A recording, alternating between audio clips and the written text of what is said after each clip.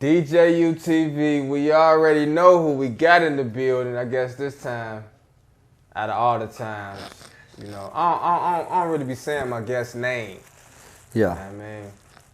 But everybody know this man's name, you know. They damn near gonna beat my ass for having you back on my channel, man. Well, they can't be too mad because they didn't bring me to Chicago. They came down here to, used to be Cowtown. Then it started being Funky Town.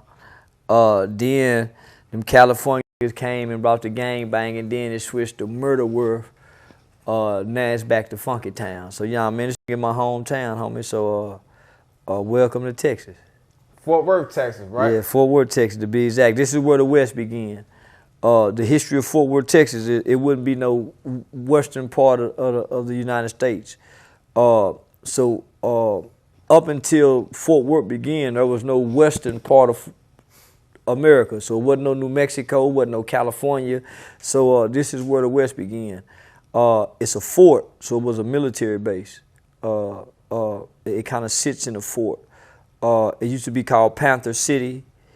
One of the most significant histories about this city, homie, all over America. The civil rights movement didn't come here. Now, these white folks didn't play. Now, that Dr. King snuck through here, and he stayed at a woman's house. And people took off of work and lied and said why they took off of work. But the civil rights movement never. It was big in Dallas, it was big in Houston, Waco, other places, but not here in Fort Worth. Yeah, good old boy system here. Yeah, white folks, very conservative town. And I'm the only wild nigga here. Everybody else know they play. Yeah, now I'm the only nigga that'll go downtown and buck with them white folks. Buck with everybody else know they place. It used to be some wild back in the 60s and the 70s. Nah, this is a very conservative town. So yeah, welcome to Funky Town. Thank you. Yeah. And welcome back to DJUTV. Yeah, man, one of my best interviews to date.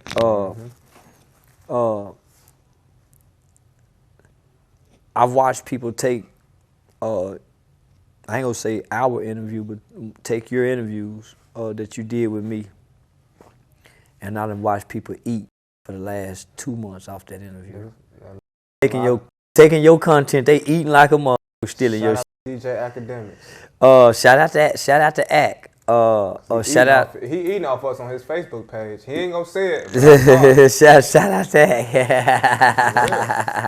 Ack. Man, a lot of small channels, a lot of big channels. Yeah. I think, homie, you challenged me in a way. You very respectful in age. You didn't waver. So even though I said something, you didn't back down from what you believe. So you showed some journalism skills, homie. That political candidates display in debates, seasoned candidates, even your line of questioning. You allowed me to answer questions and expand. Homie, we had some good. We did. Yeah, we had some good. But I think your audience got to see another side of you. I seen a lot of people trying to make it like it was a win or a loss situation. Right. Where he ate you up, man. I'm saying, man, why it always got to be about that? They always got to do that. Yeah. They gonna always pin two against each other. Yeah, and I'm saying, nah, homie, it's a different in age. He personally know King Von. Nigga, I'm talking from a distance. I'm not even speaking from a fan or an opposition point of view. Speaking from an old point of view. That ain't hip to the new rap music. You know what I'm saying? So, nah, homie, when I watched it, I said, nah, homie, this one for the history books. Yeah, it is. Yeah, this one for the history books. Is, yeah. It was a lot of different type of comments that the fans was leaving, but the one that stood out the most to me was the one that's saying, this is Charleston White best interview. Yeah. You know what I'm saying? And you've done a lot of interviews, you know? And so what I like about our interview the most is the fact that, you know, we weren't doing no trolling. And this is a young platform. Now keep in mind, homie, these ain't no old niggas I'm sitting down with. Right. They not even close my age. So the maturity level, the mutual respect of exchange of differences of opinion. I never felt like I was being attacked. I never felt like you was trying to undermine me. I never felt like you was trolling me with the questions. And then I think you gave Chicago what they needed from me. Yeah. I believe so too, you know. And the numbers show, you know what I'm saying? The comments show. Like I said, we go read through them. Ain't nobody had too much bad to say. So with that being said, bro, DJU Charleston White Part 2. That's That's what we call this. You Let's know? go. We want to extend the conversation. Come on. Because I do feel like you came and you left mighty fast. I you know, did. We ain't get to finish Yeah, talking. I did. You know what I'm saying? I had a lot to talk to you about. And that was purpose. You know, that was purposeful. You know, for my safety, for one. My team. So we wanted to get in and get out because of the dangers. Not that you pose any danger, but nigga, just any inkling, nigga, that I was around the corner from O Block, nigga. I think, you know, we believe, you know, some possibly could have happened. So prevent us from having to kill somebody, me getting killed, we left. Wasn't no room for chatter. And look, I don't blame you. You know what I'm saying? I'd rather you be safe than sorry. You know what I'm saying? Because I could tell you, one nothing gonna happen to you because ain't nothing happened to you, right? But in the same breath, I could tell you, hey man, I don't know what these niggas be on, and I can't control these niggas. You know what I'm saying? Chicago a dangerous place. Hey, a nigga get down on me. And anybody who dismissed that is a fool. Chicago is a dangerous place. So look, since you know, our last interview, it's obviously been a lot going on in the entertainment world. You know what I'm saying? I noticed a lot of your interviews with Say Cheese specifically be kind of like, you know, touching up on the most recent trending topics. So I wanted to do something different. You know what I'm saying? What I took from our last interview was, DJ, you need to go pick up a book. You know what I'm saying? So I went and picked one up. It was called Understanding the Assault on the Black Man. Black manhood and black masculinity. It's written by Wesley Muhammad. Great read.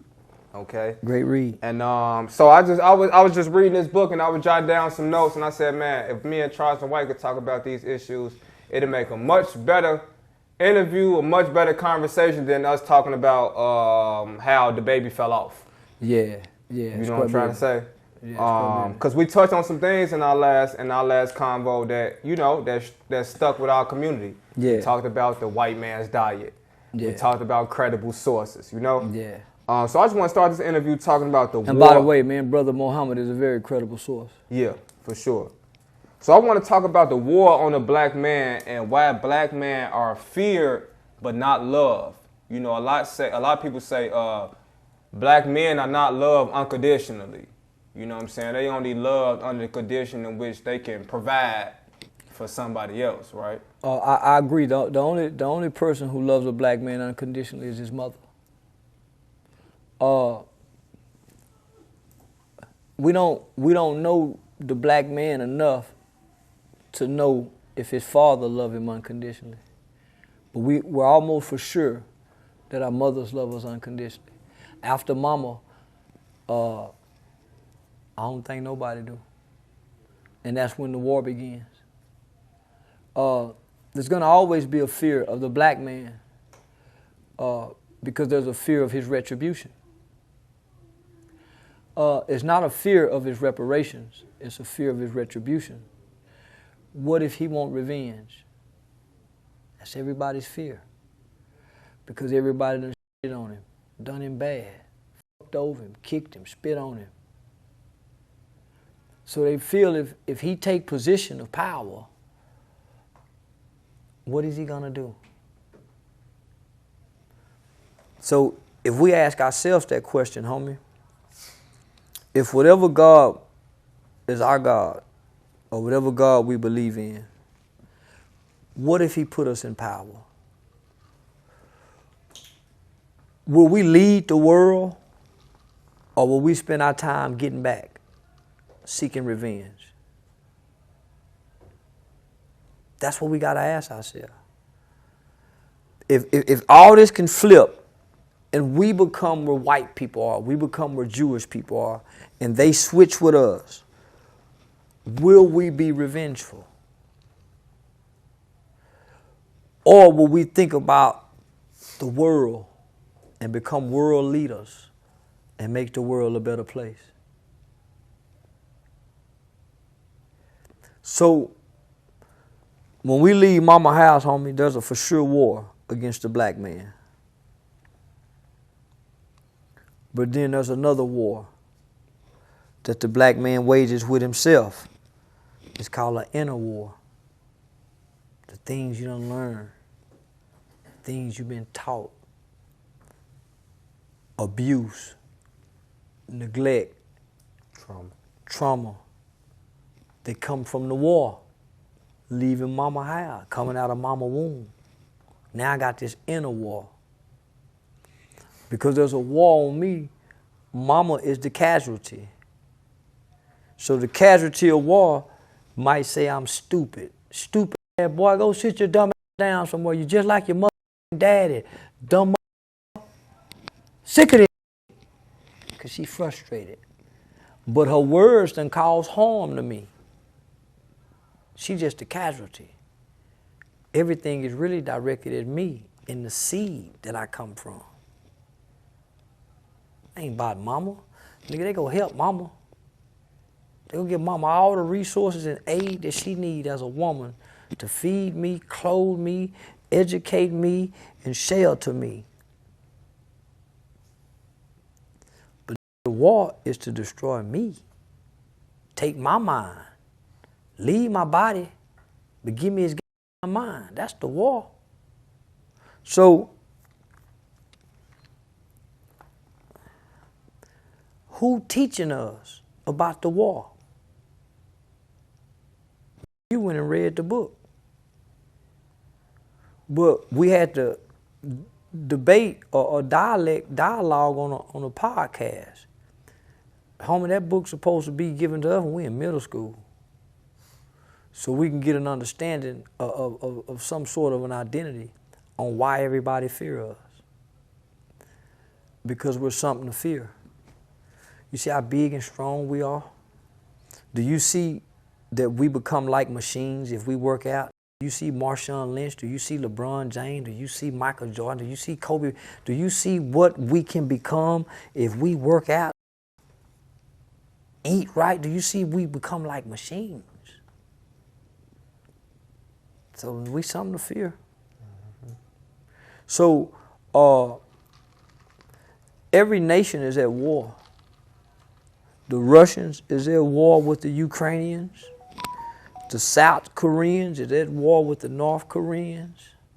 China really don't like Japan. Everybody at war.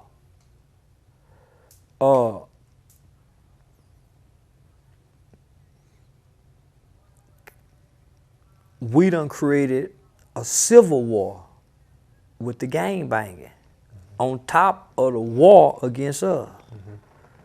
So we done turn our backs to the wage the war on the black man, and we done wage war on one another. Mm-hmm.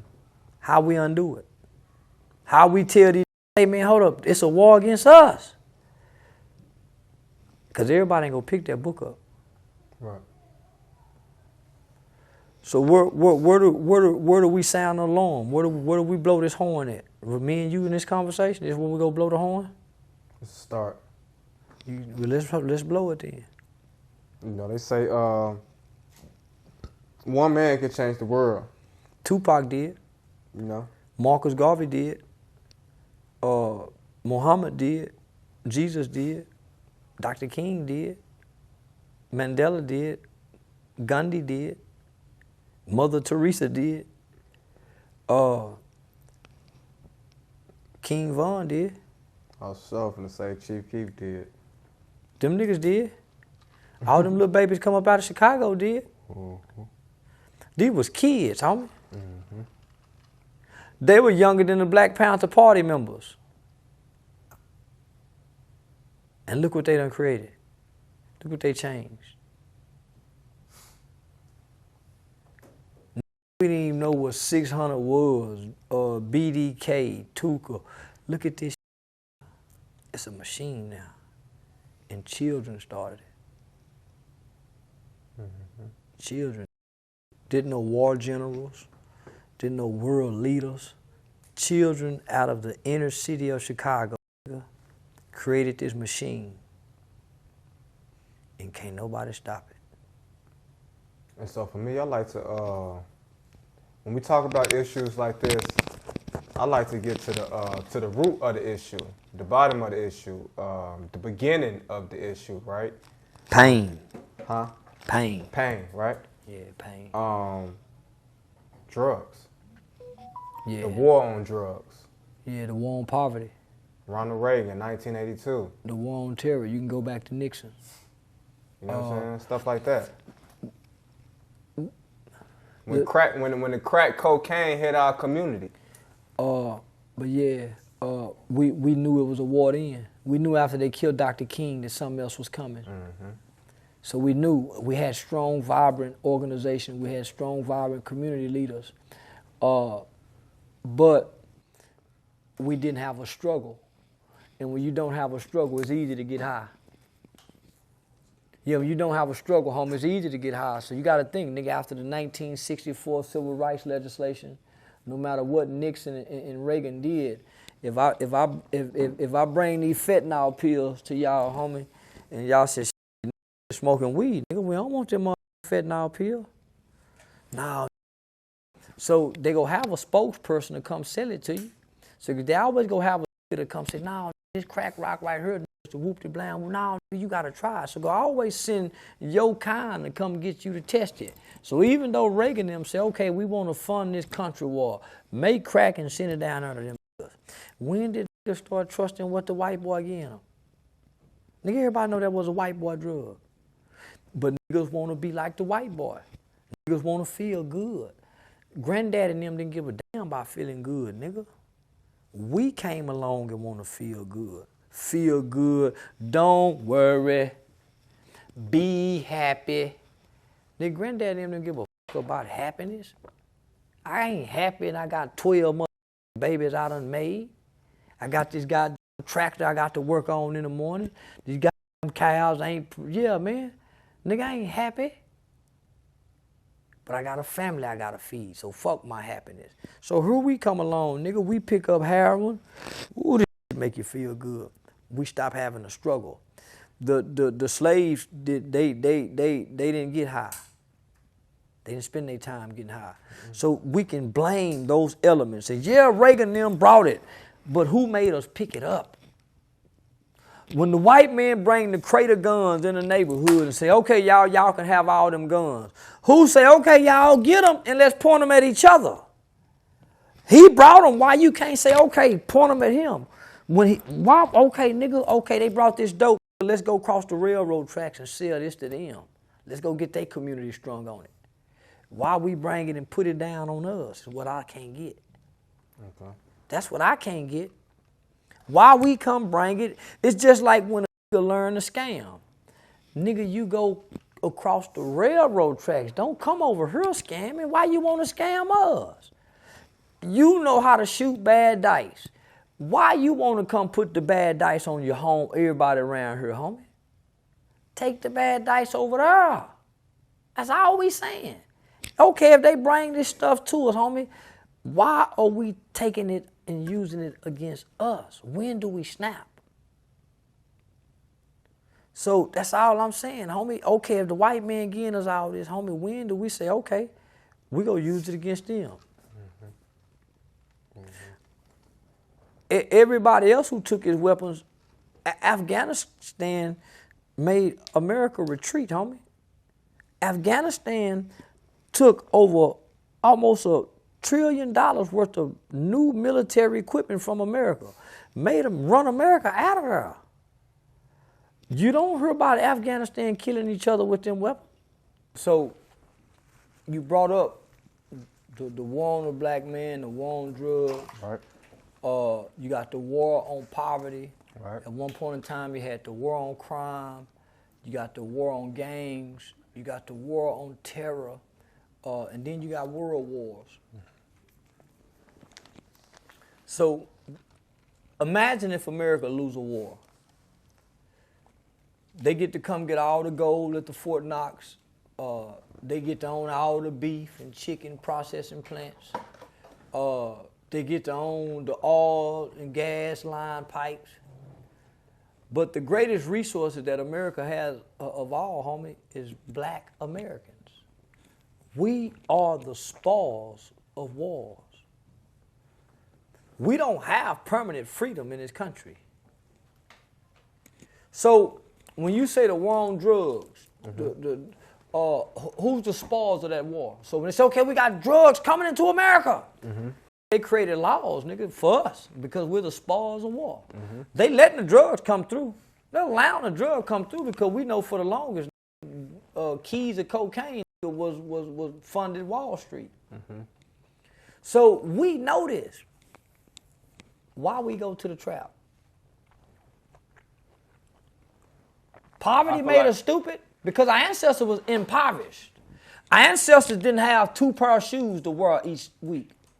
Some of them walked to school barefooted. But they built more viable communities than with all the money we got from dope selling. So did poverty make us dumber than them? Or was it freedom? Or was it rights? Maybe it was the freedom. So that's why I say we're better off as slaves. That's deep. Fighting for the freedom because we was better people. We was more productive.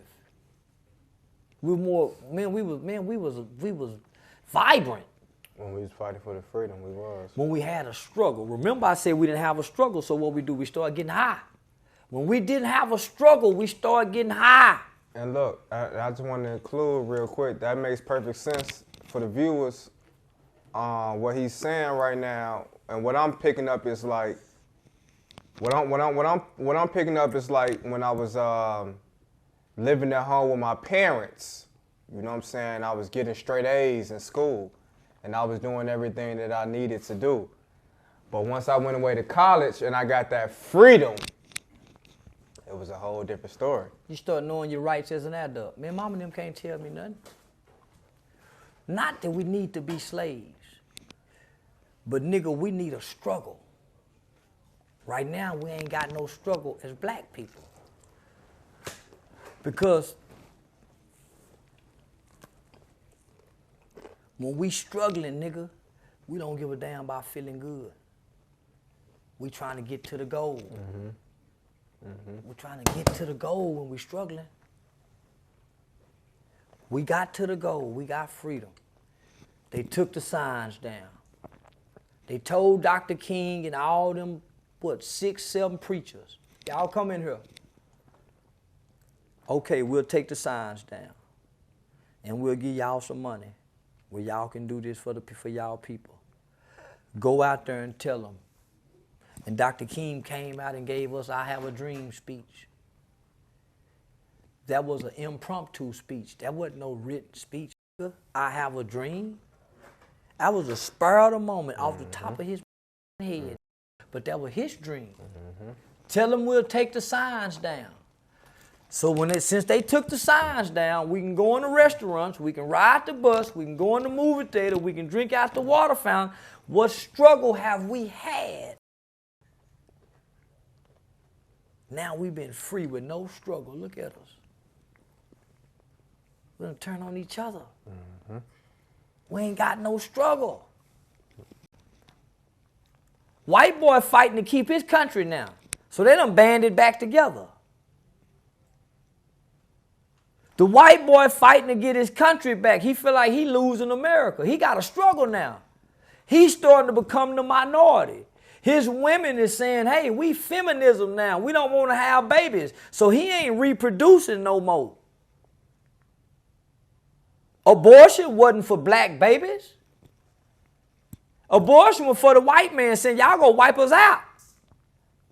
So not only is the white man fighting against feminists and feminism, they ain't got the LGBT community. White boy telling him, hey, I'm a woman, but I'm still a man.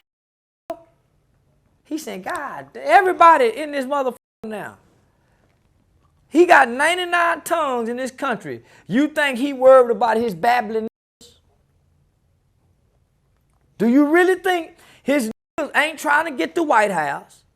His niggas ain't running for no political office to change laws. His niggas ain't trying to become a Supreme Court justice to overturn Roe versus Wade. The nigga is killing nigga. Do you think the white man is trying to set a plan up? You think he's still waging war on the nigga? He did that on your granddad and them. Because them niggas were trying to get some shit. Y'all ain't trying to get nothing, so why would I wage a war on y'all when I got Russia with my elections? I still got the Iraqis and Al Qaeda and the Taliban. They just can't get together, but they still trying. I got the North Koreans. This motherfucker shooting a missile every other month, and we got one reach to Canada. He ain't never been this close. I got the Mexicans me flooding my country with fentanyl that's killing every guy body. Can't worry about these that's babbling and killing each other. Now, I'm taking resources from them. I'm trying to cut the food stamp. I'm trying to cut the after-school program because I've been fighting a war with Afghanistan and we done lost that war. China got me saying, y'all better not do a thing with us because we for the with South Korea, y'all military base. The Russians saying, y'all ain't coming over here. We taking land from Ukraine. We done sent almost $100 billion to Ukraine. Man, I can't worry about these babbling niggas. I ain't got no war against them no more. The things that our slave masters put in place for they people is still working. We don't need to do nothing new. Let the Jews have them in rap music, and rap music will take care of them fine. Let us stay out of rap. We not go enact no laws to change it. We not go put new parental advisory labels. We just gonna stay away from that. That'll take care of the. It'll fund the prison system. It'll fund our court systems. So why would we be coming together, wasting our time with the niggas when everybody in the world except the UK and France and a few other little small countries, everybody else got their nuclear weapons pointed at America? Why would we be worried about niggas? Can anybody explain that to us? What is it about the black male that society fears the most? Because obviously society still fears the black man. Well, they fear his retribution, homie. They fear that one day the black man is going to rape white women. They fear one because they see a nigga when he see, the white woman and already told the nigga how the basketball nigga is. They already see how the big long is with a white girl in a flick. They already see how the big black do in the flick. So this is what they're afraid of, homie. They ain't afraid of you niggas. They already know you don't have you don't have enough hate in your heart to kill white people. They're just afraid you're going to and take and bully like you do when you're at the mall. You staring at white man like you do them when they buy themselves at the bus. That's what they're afraid of. They wasn't afraid of your ancestors really. They was afraid more of themselves and what they had done. But this group of white people are not afraid of black people because we're tougher. It's already been proven when the white boy go learn UFC fighting skills that he can beat the black man. They showed us that when we took Kimbo Slice and put him over there. They already showed. They showed us that with Deontay Wilder, with that other big Russian white boy. Whatever the he is. So they're already showing us we're not afraid of you guys. We're afraid of what's in your hearts because we believe if you guys ever get in power, you're so hateful-hearted that you would be like the white slave masters. Remember the white men come in and take a black girl and take her away and they go brutally rape her for hours? Remember the white man come get little Emmett Till because he whistled at a white woman and 2 white men went and tortured him and beat him till he was That's what they're afraid of, that black people are like that now. And they are. They're not afraid that you'll take over the banking system. You're not smart enough. They're not afraid that you'll take over the airports. You're not smart enough. They're afraid of your retribution of what's in your heart. You believe you've been done wrong, and you've never been done wrong by white people. Your parents done you wrong. Your parents. The condition that they birthed you in done you wrong. So when you say we haven't been done wrong by white people, instead we've been done wrong by our parents, can you elaborate on that part, please? Where did you learn to read? Were you a kid when you got to the white boy public school system and the teacher said, who know how to read in kindergarten? Did you raise your hand and say, I know how to read? Or did the white school system teach you how to read? Who taught you how to do math and division and subtraction? Was it the white school system that the white man creates for the public school system? Or was it your black Negro parents? Where were you educated at? Because your ancestors couldn't, the white boy would not educate him. How is it that you've been educated by this white man's school system? A, B, C. Who taught you that? Who taught you what you know past what you know? Was it your white school system or was it your white boy's prison system? The books that he allowed to circulate in his prison system. Because when he get mad, he takes certain books out of circulation. Yes, so the knowledge that the white man allowed you to share and read in his prison system, where else did you get your knowledge since the white man is so bad? When it's time to go to the doctor, where are you going? Your grandpappy's pappies didn't have the white boy medical system. So how's the white man so bad? How? How is he bad, man? So this is what we talked about last time, right?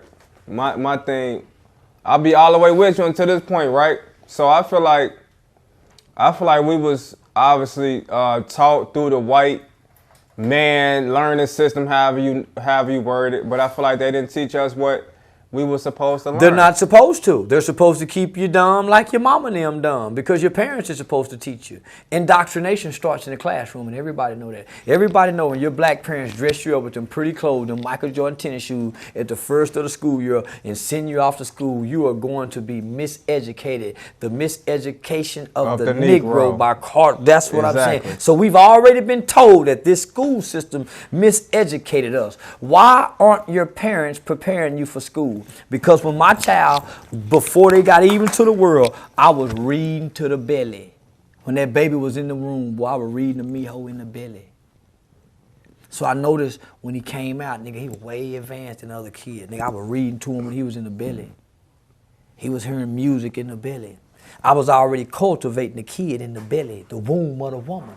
So I wasn't going to rely on the school system. So when he got to school, he wasn't interested in school at all. And I told him, listen, son, school is just a white man game and it's ran good. Learn how to socialize. I don't care about an F. I don't care about a D. Because your citizenship, your behavior means everything to me at school. I taught my son into dropping out, nigga, in the 7th grade. Life taught him he needed to get back in school. I told him, nigga, ain't nothing wrong with being a dumb mechanic. Do you know how to read, write, add, and subtract? That's all your ancestors knew how to do for school. But you end up graduating. He didn't learn shit at school. Nigga, he was taught at home. When he got in trouble, I gave him books to read. When he got in trouble, I gave him books that I wanted him to read and write me a report, nigga. See, at first, when he was in pre-K and kindergarten, I started out real disciplined, real hard for making behavior, wrong choices. I didn't give a about that white boy education. Yeah, I don't give a about that white boy testing methods and what his grades say. No, man. All I care about is how you behave. Because your behavior is a reflection of you, not that white boy book system. You go forget everything he teaching you. Mm-hmm. So that's what I'm saying. Mm-hmm. So how can you blame the white man for not teaching you? He ain't supposed to teach you. Black folks is supposed to teach you. You're really supposed to be homeschooled. But don't nobody love you enough or love your education. I'm not going to say that. Don't nobody love or value your education enough to homeschool you. They love you to death, but they don't value education enough to homeschool you. And plus, it's a comfort. It's an inconvenience. It's a sacrifice that a parent has to make to wake up every day and homeschool and teach their own kids to where it's a benefit of their educational system. Most parents will throw the towel in. School is really a daycare system for parents. That's why they say, oh, I can't wait for y'all to go back to school. Oh, I can't wait for y'all, because it's really a daycare system. So I'm saying if black people think white folks so bad, why you not educating your own kids? Why you let them go from pre-K to the 12th grade, getting that white boy food school? You already know, niggas, it's already been proven that the food that they serve in public school, if not at the same level of prison and jail food, and just right above dog food. But your kids don't never pack a lunch. Man, y'all miss me with that shit, homie. Y'all niggas just be talking. And play rap music the whole time to the school. And wake the kids up saying, get y'all ass up. I'm running, come on, waking up fussing and hollering. Not waking, hey y'all, come on, breathing life. So man, don't tell me about what's f***ing us up, nigga. When we know everything that's been harming us, but we ain't doing nothing to counter it. We got all these books, the message, we got all this information when we was Hebrew. Why we ain't got no counter to attack the war on us then? Why we got drill music? Why we ain't got one nigga that done went and killed 3 white people, 2 white people, not one in America. But they got at least 3 white boys that came and killed a bunch of niggas. We got some niggas that killed 3 niggas. We got, one nigga, homie, just go kill a bunch of white people. Where they at? Do they exist? No, they don't even exist in rap songs. They don't even exist in comic books. Niggas ain't even dreaming about this. Niggas dreaming about spinning the block, then coming and spinning again. Nigga make a song about spinning a block. Spin a Jewish block. Tell a nigga make a song about spinning a Jewish block and watch every gangster, rap, hood nigga bow. Bow before man. Bow before man. So I don't give a damn about disrespecting black people, homie. I don't give a damn about disrespecting these today living black people, nigga. When I know where we come from and look at us today, nigga. I'm telling you, I stood over a white man and watched him die. I didn't run. I ain't run. Nigga, I'm on a platform, some of the largest platform in the world, saying I rape white hoes. And ain't nobody coming up against me but black people. And all wars is and kill. That's how I know you niggas ain't ready for the revolution. In all wars, nigga, even American soldiers, do your history. It's rape and kill. You go through and rape the village, kill all the men and rape all the women. That's in every war. And it's done it in the revolution. Y'all better study Nat Turner. Nat Turner was scary. He killed 1 white girl. Willis was killing and raping. That's part of the revolution. Retribution, that's what he's scared of. He ain't scared of no nigga that'll just kill him. He's scared of the nigga that's gonna kill and rape. And I'm the only nigga in America talking killing and rape. But ain't nobody mad at me but niggas. White folks sitting back saying his own kind of killing. We don't have to. They go kill him. They more offended by me hollering raping white women than they are about Rick Ross and all these other niggas that made 30 years of songs talking about killing and raping black people. Most of these niggas want to be killers. I want to be a white girl. Y'all want to be a rapist. Y'all want to be a white folk really scared of white women. They ain't scared of no nigga. They scared of come through. That's why when Emmett Till whistled at that woman, he did what? Because the next thing he gonna do, he gonna take it. And there was a faction of the Black Panther Party, nigga. They went out. Study your history. Study your history. I put it all in one. I know come with killing in the revolution. And I got a big old, I want to been killed when it's time for the race, nigga. I don't know what you want to do. Yeah, I want to taste some of that white girl in my way, like a nigga want to do. I want to taste her too, as we shed blood. You lying to me? Y'all don't know where you from and what spirits y'all talking to. I don't know what demons y'all dancing with, but my demons is racist. Yeah, all my demons is racist. They screaming. And white boy, they don't know nothing about. That's them new demons.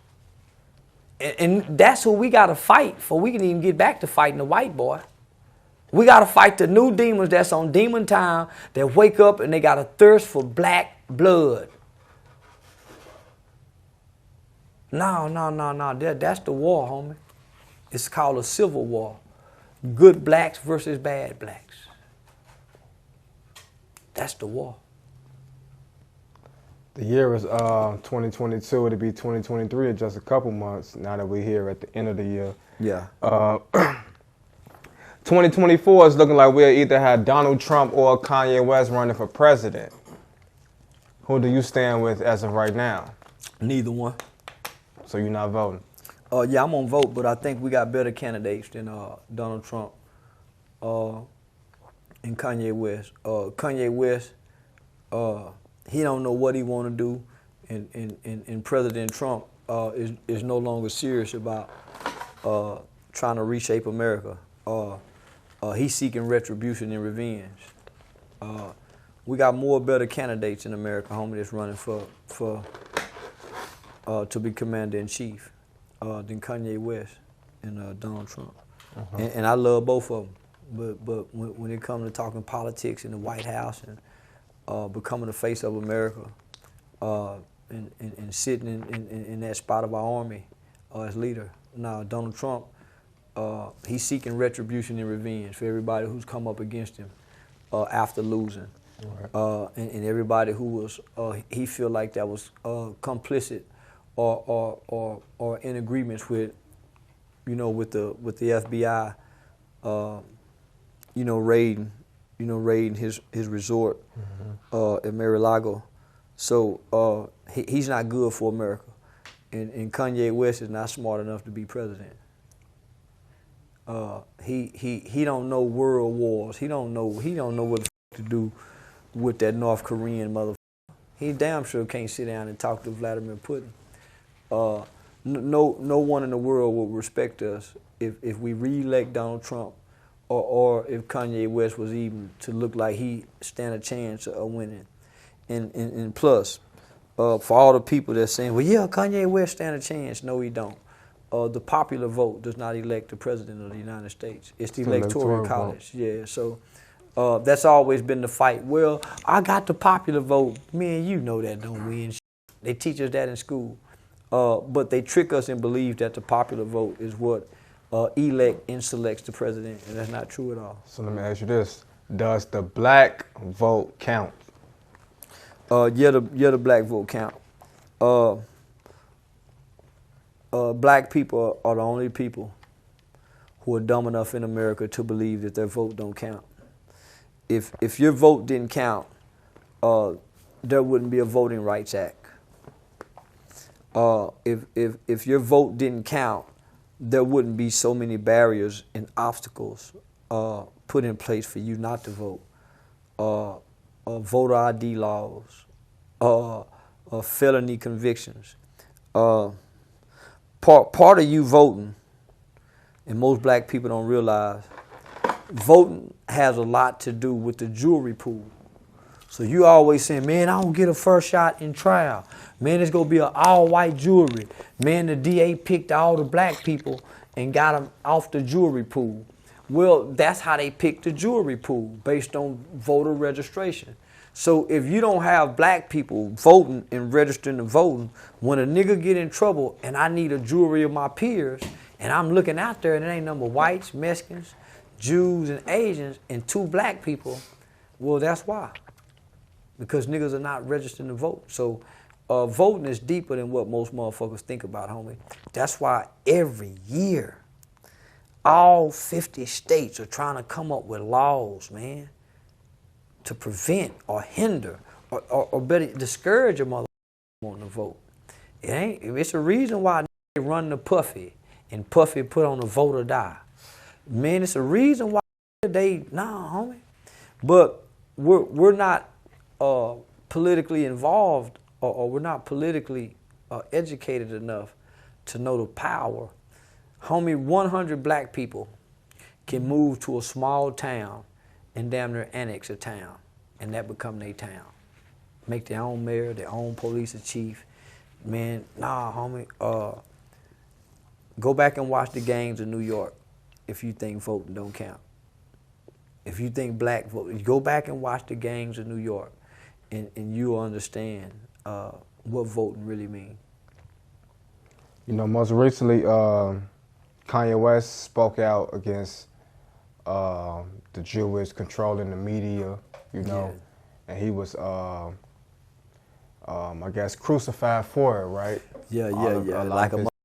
A lot of his business affairs were stripped from him. He went from being a one point some billionaire to a $400-500 millionaire. Exactly, and I read today they say Adidas froze $75 million in his accounts. But when you were seeing what was going on with Kanye West after expressing himself in the interview, what were your thoughts? I was proud of him. But then I say, man, now what?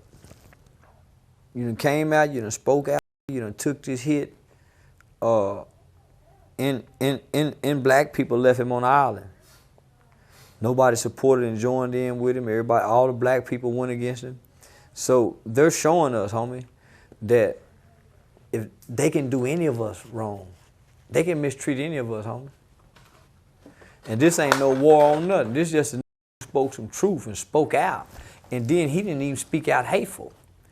He didn't speak out in a manner in which it warrants the kind of consequences in reaction that he got. He wasn't a Jew bashing. He didn't speak in the name of hate. He didn't speak with a hateful narrative.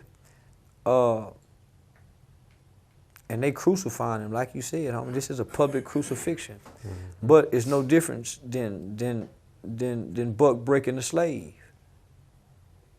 This ain't no different than getting that slave out there, fucking him in his ass in front of everybody, whipping him, tarring him, feathering him. But man, fucking him in his ass in front of all the other slaves. Because that's what they used to do. And I'm glad you said that, because a lot of people don't know that. And that's something I actually learned when I read this book I was telling you about. Big old bad nigga. Just think, homie. Just think. The baddest nigga you can think of, that everybody's scared of, being tied up somewhere, nigga, being sexually violated in his butt in front of us. And he can't do nothing about it. Mm-hmm. And then they untie him and throw him back over there with us. Do you think he still strut when he heal? Do you think he can still look us in the eyes? He gonna put his head down and he'll never speak again. That's what they doing to him. Imagine getting done like that and not just thrown over there to your people, brought back out before them and say, now say you sorry after you done been fucked in the ass in front of your people. Tell them you're sorry. You didn't mean it. You was wrong.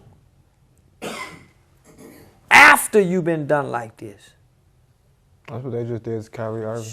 Come on, homie. It's a lot of niggas they had to kill.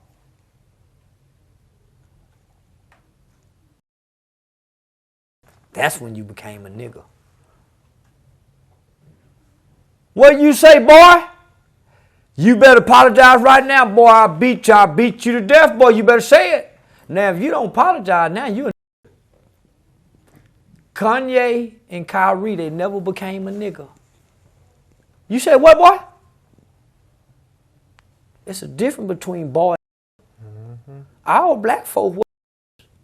Come here, boy. Boy. I'm not a boy, sir. What you say to me, boy? I said, I ain't no boy. Nigger, I'll cut your throat, you goddamn nigger. You talking back to me? Now you a. But up until that point, you boy. It's a lot of boys. I want to be a nigger. Die, nigger. Get that nigger. I want to be a. I want to be boy. Come here, boy. Yes, sir. Yes, sir, boss. Yes, sir, master. Now listen, boy, I want you to do something for me now, boy. You hear me? I don't want them niggas boys. I'm an ignorant nigga. Getting there, go get some lashes put across my goddamn back. Because I'm going to look him in his eye with that mean look. Bite my lip. You got a problem? You better take your eyes off me. I'm that nigga. Gritting. Hey, I think we got a problem over here. You act like he got a problem. I'm that. You can't do wrong to me, homie. And I do something, and then everybody convince me I'm wrong, and I come back and say, yeah, y'all, I'm wrong. Oh, you can't do me like that. It ain't no much money I got. That's where integrity and dignity come from, homie. So they taking the integrity and the dignity of our so-called leaders. Yeah. Now, homie, they robbing us and they stripping us, and they showing us we ain't strong. That's why I like to see young fight in white folks' places. Show them that we don't give a damn about nothing. I hate to see us fight in nigger places. Now go to the white boy NFL stadium and fight and have a shootout. Shoot it out on New Year's Eve and on Christmas at the white boys' events. Be peaceful among niggas. Let that white boy know, nigga, if I break rules over here among my people, I come over here and act a fool with y'all too. Make them put them signs back up, homie. Make America put them goddamn signs back up. No, hold up, no niggas. No, y'all go tap this motherfucker. Make them put them signs back up, homie. Then we'll be doing something. Why you think a lot of sports media attack Kyrie Irving, but kind of turn the cheek toward what Brett Favre got going on? You want me to mistreat my brother?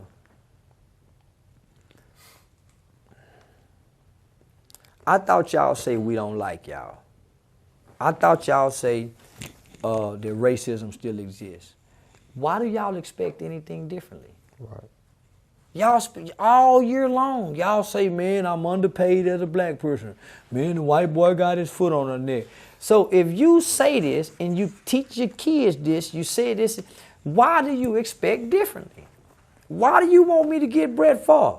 I'm going to protect Brett Favre because he's a white American quarterback and we love him. We knew he played drunk. We done caught him driving drunk. We never took him to jail. Why do y'all want me to whip the white boy?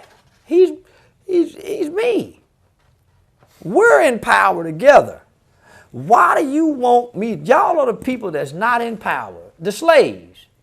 Why do you want Master George and Master William to go against one another? Why do you want Master George, he catch Master William doing something wrong? Why do you want him to do him like they do y'all? Help me to understand this. So if I'm riding in a small country town and I get stopped by the sheriff's deputies, nigga, I don't expect nothing. I'm expecting to go to jail and be held in jail for something I really didn't do. So if I go to jail, man, sir, you driving through my town without a license. Man, I'm already know, man, that white boy finna take me to jail. And I'm gonna have to pay a bunch of money for nothing. So if I get put in this situation, I ain't saying, oh, man, I'm getting done wrong. Nigga, this is what I expect. If I get in trouble with the law, and I walk into this courtroom, if I see a black judge, I already know this is a white courtroom, even with that black judge. Why would I expect that black judge, nigga, to look at me and have leniency? He's a black judge in a white courtroom. Why would I expect for him to have leniency because we black? You a fool. So as long as you've been in America, why would you think the white boy will fuck with Kyrie Irving and not Brett Favre? It's his media. Why will I make Brett Favre look bad? And he probably done shared some of this money with all love. Compared to this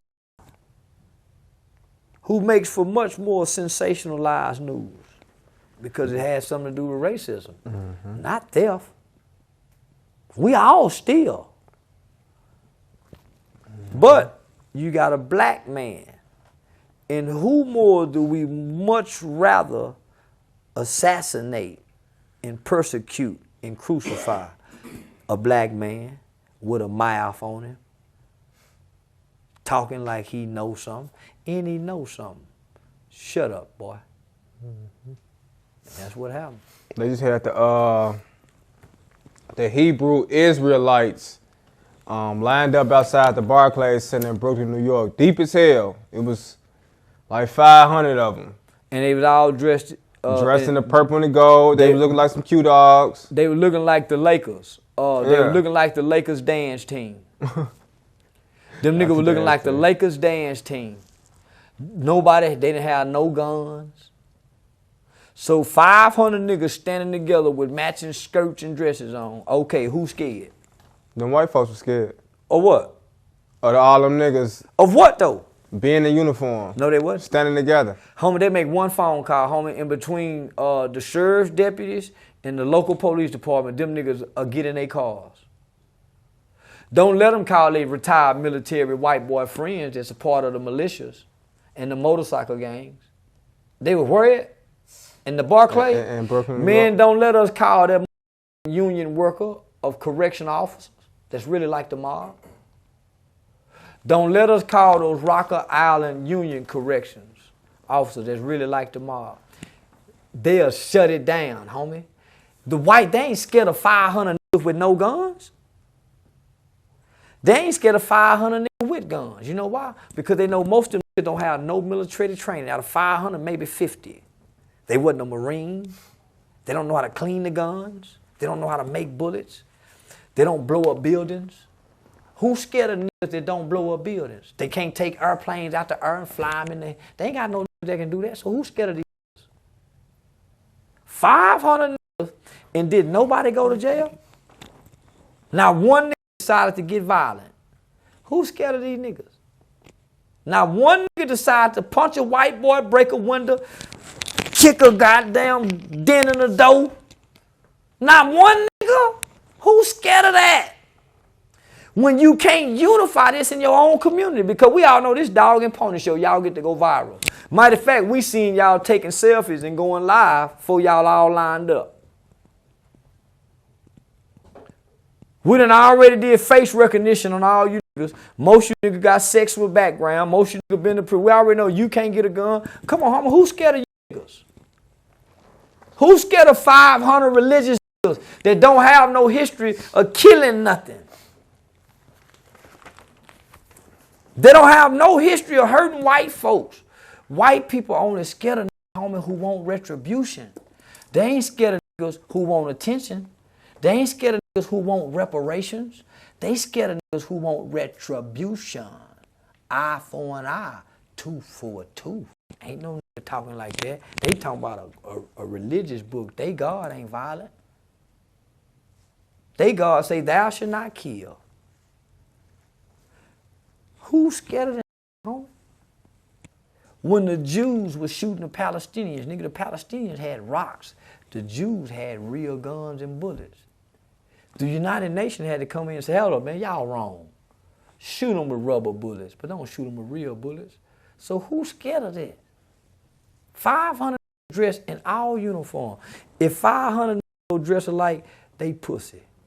Nobody do that but hoe ass nigga. When it's time to die and battle, my niggas come get me. So hold on, nigga, let's go put our shirts on alike. We go as we are. We don't dress up for the, no, nigga, we go as we are. Say, homie, they with my nigga over here, so we go do what? Nigga, we don't go. Okay, everybody put their shirts on and put their yellow and gold on, and we go look like the Lakers, and we go stand in line and do what? And do what?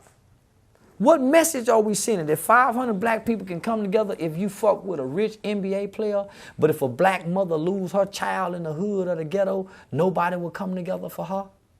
That's why they don't take us serious, young brother, because of them niggas like that.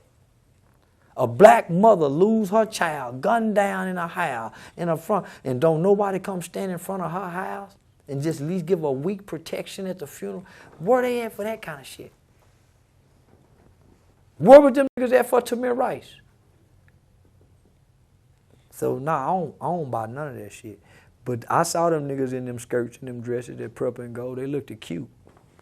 You definitely got an interesting perspective on what be going on, and obviously that's the reason why you've been so viral for the last couple of years. You know, for myself, I like talking to you, and I like getting to understand who you are outside of the foolishness.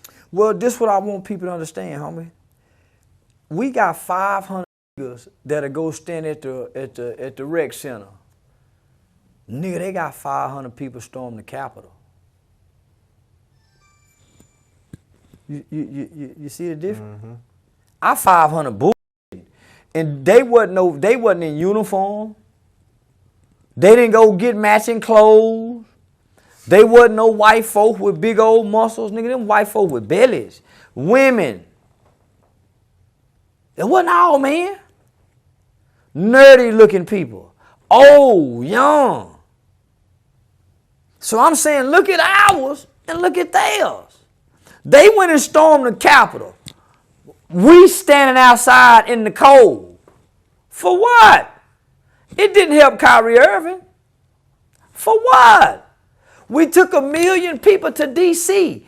twice. For what? For what? Imagine if we took 1 million to Chicago. 1 million black people in Chicago on Chicago streets saying, man, enough is enough. That's the weekend here.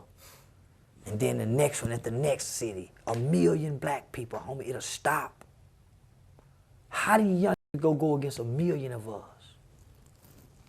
But we can million man march here. We can million man. How we can't 1 million? Come on. This year we over here, y'all.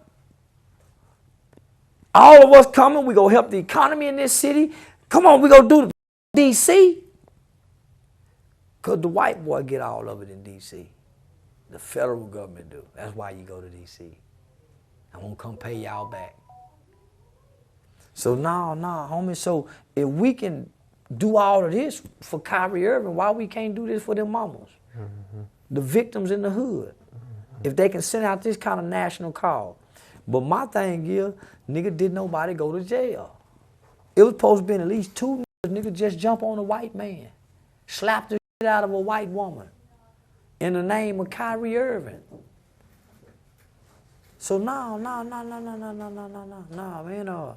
I don't buy that standing outside shit. Speaking of the mothers, we just most recently interviewed Mama Duck, you know. And, you know, that's somebody me and you had spoke about in our interview. So you and Mama Duck fell out since last time and you chopped it up? No, we didn't fall out. I just broke away. After the event,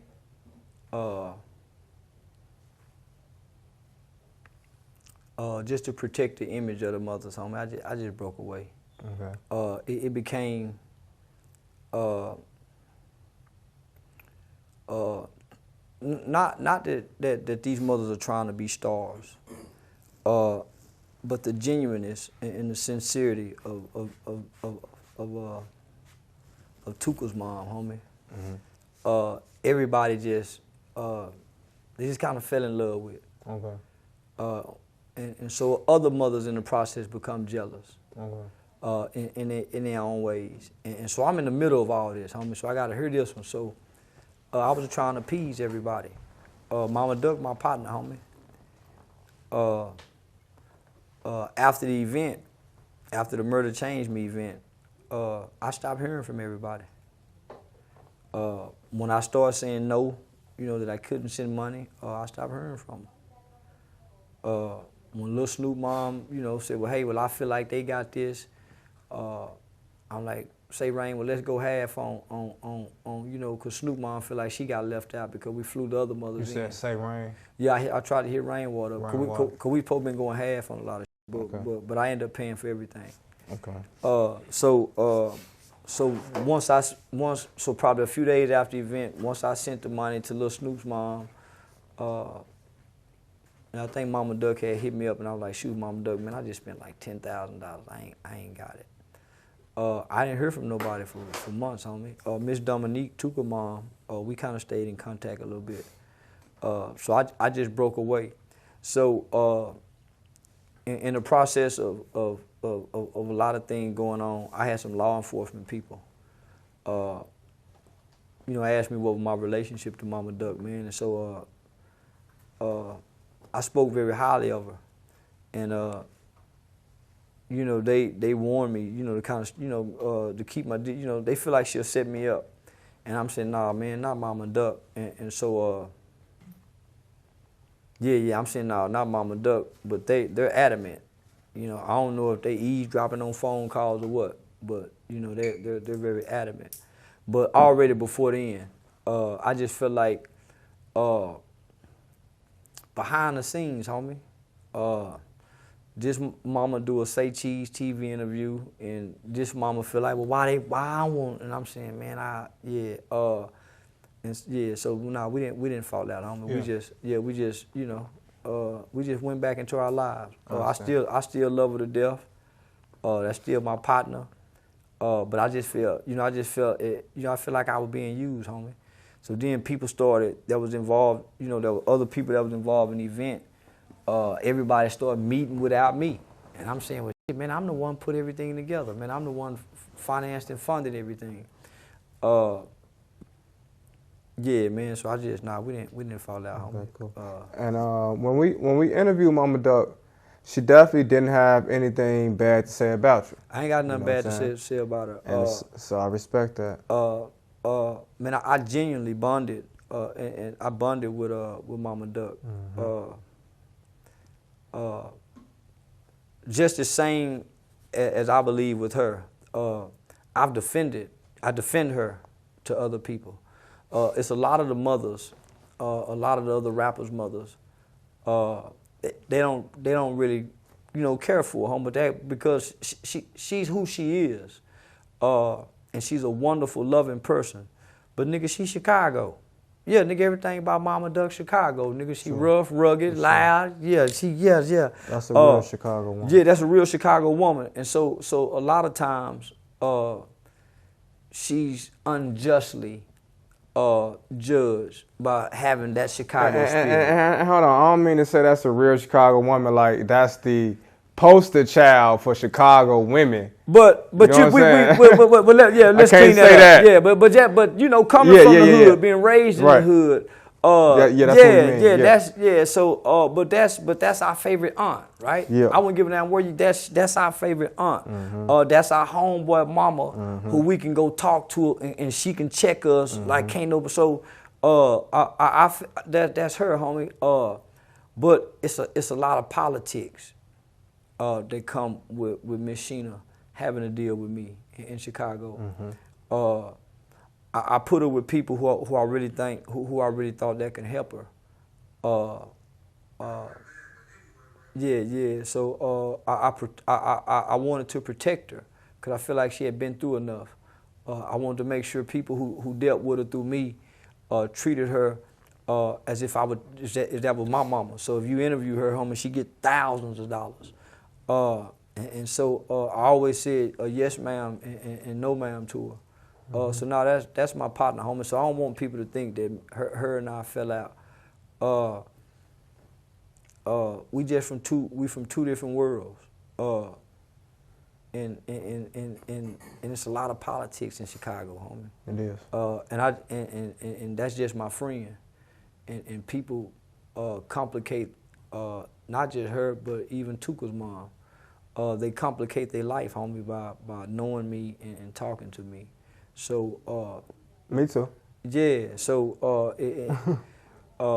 but you can justify doing business.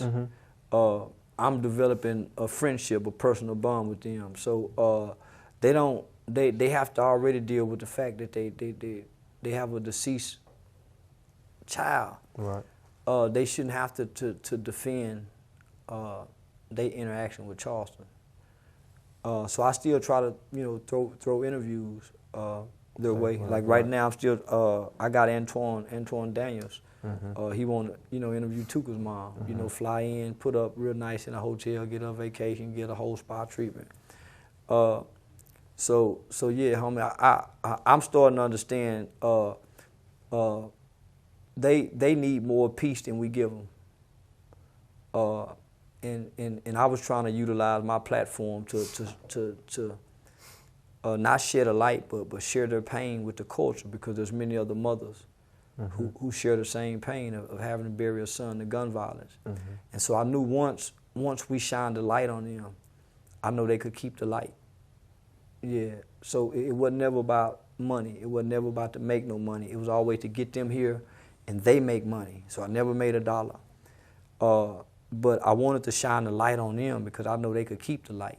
When you hear Tuka's mama talk, homie, how can you not resonate with her pain? When you hear FBG Doug mama, the hood mamas, they could identify.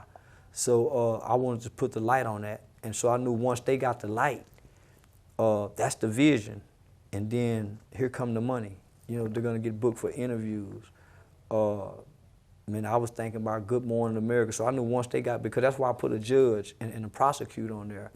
That was gonna give its significance and the credibility of what they were saying, mm-hmm. And make the industry really tune in. So that's why I dropped it for free, homie, on my platform. Mm-hmm.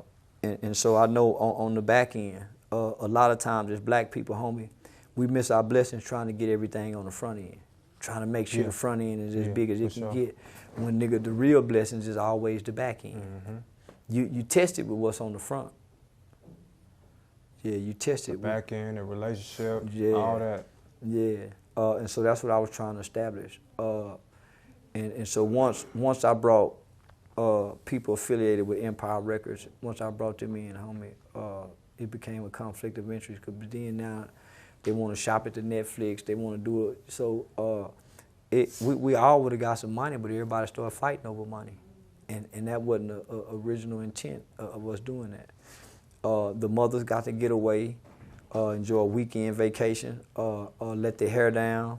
One mother, her first time out, could make money doing interviews and things. And so, man, we all left happy. But once the possibility of money started coming into the play, yeah. Money is the root of all evil? Nah. You have to go back and read that. It says, for the love of money. For the love of money is it the root says, of for all the evil. love of money is the root of all evil. Okay. Money isn't evil. Money is a tool. So it's those who love money. It's for the love of money you'll cross your brother. It's for the love of money you'll steal out your mama purse. It's for the love of money you'll sell your mama crack. It's for the love of money. Yeah. Yeah, it says for the love of money. That's deep. Now, NBA YoungBoy just came out with a public service announcement saying stop the violence. This surprised a lot of rap fans, right? Because of, the type of image that he carries as an artist, and in addition to like the rap beef with Lil Durk. But he said, hey, stop the violence. Hey, look at me. I can promise you it's a bigger side of life. You can be a rich nigga, I promise you. And he said all this with some black fingernail polish on him, But when you see an influential artist like NBA YoungBoy make a statement like this, how do you react to it?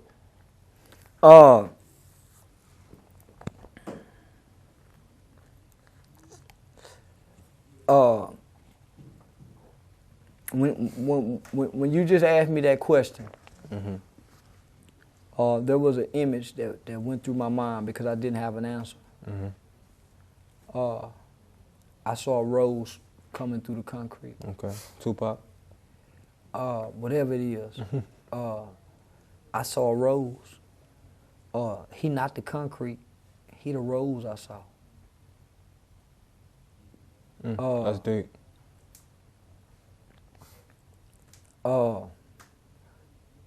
We all fighting a war, as you said. the war on the black man. He a kid that damn near got $100 million. Who can tell me something? Mm-hmm. Even when I'm broke, they can't tell me nothing. And I'm a kid. For him to make this public service announcement, homie,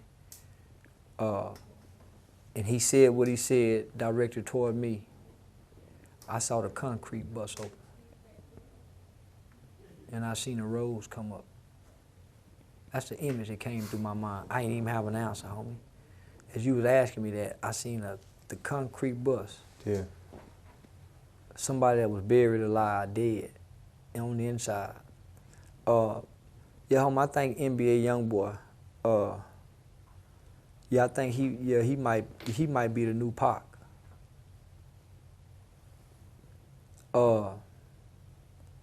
Yeah, he might be the new Pac, homie. Well, now when we compare these newer age rappers to Tupac, do we be doing too much? Cause you know we did in our last convo. Nah, homie, you said you tried to compare King Von to Right. Pac, and I said King Von was everything Pac was trying to be, Right. not who Pac was. Pac was a very intellectual person, poetic. King Von was none of that. Pac wanted to be a gangster and killer. Mm-hmm. He wanted to be that, homie, but he wasn't. NBA YoungBoy want to be that, but he not. He's real poetic. Everybody gets replaced, homie. Mm-hmm. Nigga, it's gonna be a DJU after you. Mm-hmm. He gotta fill your shoes. Mm-hmm. It's somebody go step in Martin Luther King's shoes. Is somebody go step in Malcolm's shoes. Is somebody go step in Pac's shoes. Is somebody go step in Richard Pryor's shoes. Is somebody go step in Jesus' shoes. Homie, it's somebody go fill all them shoes. It's somebody to go step in the shoes in front of the nigga in front of the store. We just don't know who that's gonna be yet. It's a nigga. Somebody gotta step into the shoes of the nigga we know who OD'd. Somebody gotta fill that step. Somebody got to replace everything that we know that's been here and is gone. Somebody have to replace that. Who is gonna be? If you look at right now, homie, in the spirit of today's rappers and the influence, homie, that kid Kentrell in NBA YoungBoy, homie. Homie, that little nigga. He's something different. Yeah, he's something different. See, y'all looking for people to emulate who Pac was. So, they're not gonna emulate who Pac was. They go fill the shoes. They go fill the void. So if you look out into the rap industry, talking about who got more influence? Who got more influence than that little nigga, huh? Nobody. Everybody want him just like when Pac was wanted. He in trouble with the law just like Pac.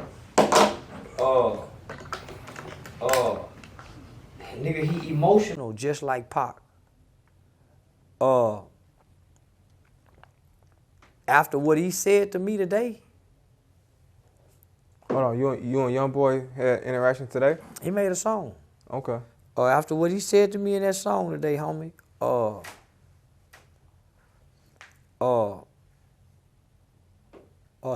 he might be chosen. Well, so I didn't hear the song. Well, he name dropped you or dissed you or what? No. He name dropped. But the little nigga say, man, nigga, I be talking about him as if he wrong, but he said he misguided. Mm-hmm. So he lead misguided. Yeah. So now homie, it's some young niggas. Now and it's a reason why I said I've always liked him, but I never wanted to like him. I never wanted to publicly like him. I never wanted to publicly embrace him. I spoke to one of his juvenile workers once before. I know he's a dangerous kid.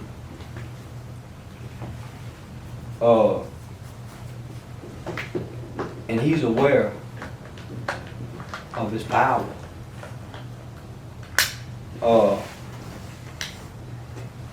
And I've never seen a kid not just rap, but he even talk passionate, like Tupac.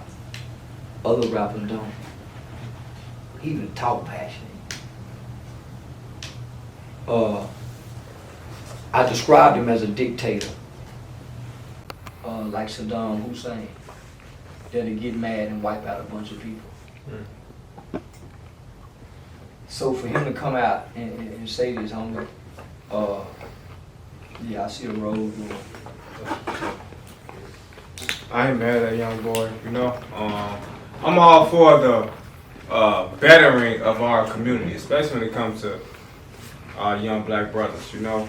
I just recently did an interview with Rico Reckless and Evo Samo, and they, you know, they kind of picked on me and made fun of the fact that I interviewed you, you know. Yeah. In Chicago terms, I'll say they got on my ass, you know what I'm saying? Yeah. And so when it was time for me to respond to them, I told them, I said, man, the conversation that I have with Charleston White is really to help change what's going on in our community. You know what I'm saying? See, because if I was to act like I should be against Charleston White because of some of the things I've heard him say, that I feel like that'd be me feeding into the bullshit. You know what I'm saying? Say, homie, you came and represented for Chicago. For sure. Niggas, other people done reached out to me. But nah, nigga, you came and represented for Chicago. You came and nigga, you represented for King Von. For sure. Nigga, you came and defended King Von's honor. You came and nah, homie. So who can be mad at you for representing Chicago? And then, nigga, you done it on a large stage, nigga, where everybody saluting you for it. Who in Chicago can be mad at that, nigga? You represented Chicago in such a good way. And you benefited from it. Your community, your people, they benefited from it. Who can be mad at that, homie? But a nigga who don't love Chicago. But nigga, from the comment section, I ain't seen nobody mad over the last 2 months. And I done watched this video travel all around the world on every major damn near social media platform that's got an app, social media app. I'm playing that video. So, nigga, that's Chicago in a good light. A young Charleston White. You didn't kiss ass. You didn't hold back on the questions. So come on, homie. But you know, they didn't get on Vlad when Vlad asked them about me. They didn't say nothing to Vlad about, oh, Vlad, you wrong for interviewing him, Vlad. They didn't say nothing to Vlad. So, that's that crab in the bucket. Yeah, that's that crab in the bucket. Tell them nigga they supposed to be making some more music instead of fucking with you, homie. You a blogger, you got cameras, nigga. How you not go interview the hottest nigga in the country? And nigga, I made an investment and I won off of it. Nigga, that's like me buying some dope. Nigga, you can't tell me how to spend my money. I bought some dope and sold it, nigga. Come on. You gonna trip with me on that? Nigga, not only this, nigga, just put me in another position to eat some more. God damn, nigga. If anything, respect the game. Exactly. That's where niggas supposed to snap it, homie. Shit, nah, I don't like that bitch ass nigga, but nigga, I see you ate off that nigga, boy. Eat off his ass. Niggas supposed to be cheering for you, man. Yeah, use him, eat off of him, fuck him. Yeah, homie, nigga supposed to be, yeah. Nigga ain't supposed to be mad. Yeah, nah, homie, say, homie, I don't like Nike, but nigga, I wear a Nike shirt. Nah, homie, I don't like Gucci, but I got a Gucci shirt I wear. I don't like that. So now I don't get these niggas feelings when it come to money and business. All of us on here, nigga, at the end of the day, I hope for business. Yeah, we talk that uplift the community, but nigga, my home ain't right for the community. If I get my home right, that's a better part of the community that I just fixed. You can't take care of nobody else, so you get yourself right. Come on, homie, I gotta make sure home right. Now, as I'm buying better cameras, I got the right around me. I'm taking care of this, so the message gonna keep coming good. But ultimately, I'm trying to make sure he paid, them cameras good, nigga, this monetization standards is met, and then we're gonna keep the message. But ultimately, this is us taking care of us so we can keep talking about the community. Exactly. Let me go broke. Fuck the community. I can't talk community and man, my woman looking me upside my head and we Charleston home. White fucked up. Come on, I homie. don't want to talk to him. No, so no, homie, don't. I'm gonna tell you, homie. It ain't many young niggas can sit down with me for 2 hours. They can go back and forth with me. Ain't read enough books, so you gonna have to have something else to go on other than just your intellectual knowledge. And Chicago needed that, my nigga. Chicago needed me to sit down with somebody from Chicago and ask me the questions that you asked me. They needed that. Yeah, I agree, bro. Yeah. And I also feel like that was damn near one of the best interviews of 2022. Out of everybody on YouTube. I feel like that was top 5. I give it top 3, homie. I give it top 3. I can't think of no others right now, and I'm trying to be modest. That's why I say top 5. But that was a hard ass interview. You know what I'm saying? Man, you talking about that content will be shared all up until next summer before stop sharing it. And then something's gonna happen. Check this out, homie. Something's gonna happen in society. All right, now look, hold on. You keep saying something gonna happen. I heard you saying something earlier now. You know. I'm finna explain something. Okay. Takeoff got killed. Okay, go ahead. I did a Dallas Global interview 3-4 years ago, talking about Jay Prince. That video came back and it's viral. Me talking about Mob Tie. That's a 4-year-old video. That's a 4-year-old video. Because of the subjects of the topics that we was touching on. They're so common in our community. They're so common in our community, homie. You can rest for sure they gonna come back again and do numbers. Now look, I'm watching it on every platform. Right now, all my old videos are resurfacing. All my old videos are resurfacing. So guess what? I'm gonna eat again. So because of, I don't mean to cut you off, but because you asked the right question for the community and the culture, I'm gonna go forever be out there. Yeah. If you're looking for the viral moment, you go get it for the moment. But if you're doing it for the culture, I'm gonna go forever be able to eat out for it. Now, one question I did want to ask you in this interview was about this guy named Jay Prince. The reason why I bring him up is because, you know, we from Chicago, so we don't know too much about Jay Prince. We've heard his name amongst like Rap-A-Lot Records, being the owner. We know he's affiliated with Larry Hoover and the GDs for sure. But most recently, you know, it's been a couple guys that done lost their lives in Houston, Texas. And somehow, some way, the media trace it back to Jay Prince. They say it's on Jay Prince watch. Is Jay Prince like the king of Texas? Or how much power does Jay Prince have? He's a very influential man. He's a record label. He's a mogul media. He's a music media, mogul media. He has a lot of power and a lot of influence in the entertainment world. He has a lot of power and influence in Houston. He has some power in the streets, but there's not one person that's king of Texas. Okay. His influence don't reach in Dallas.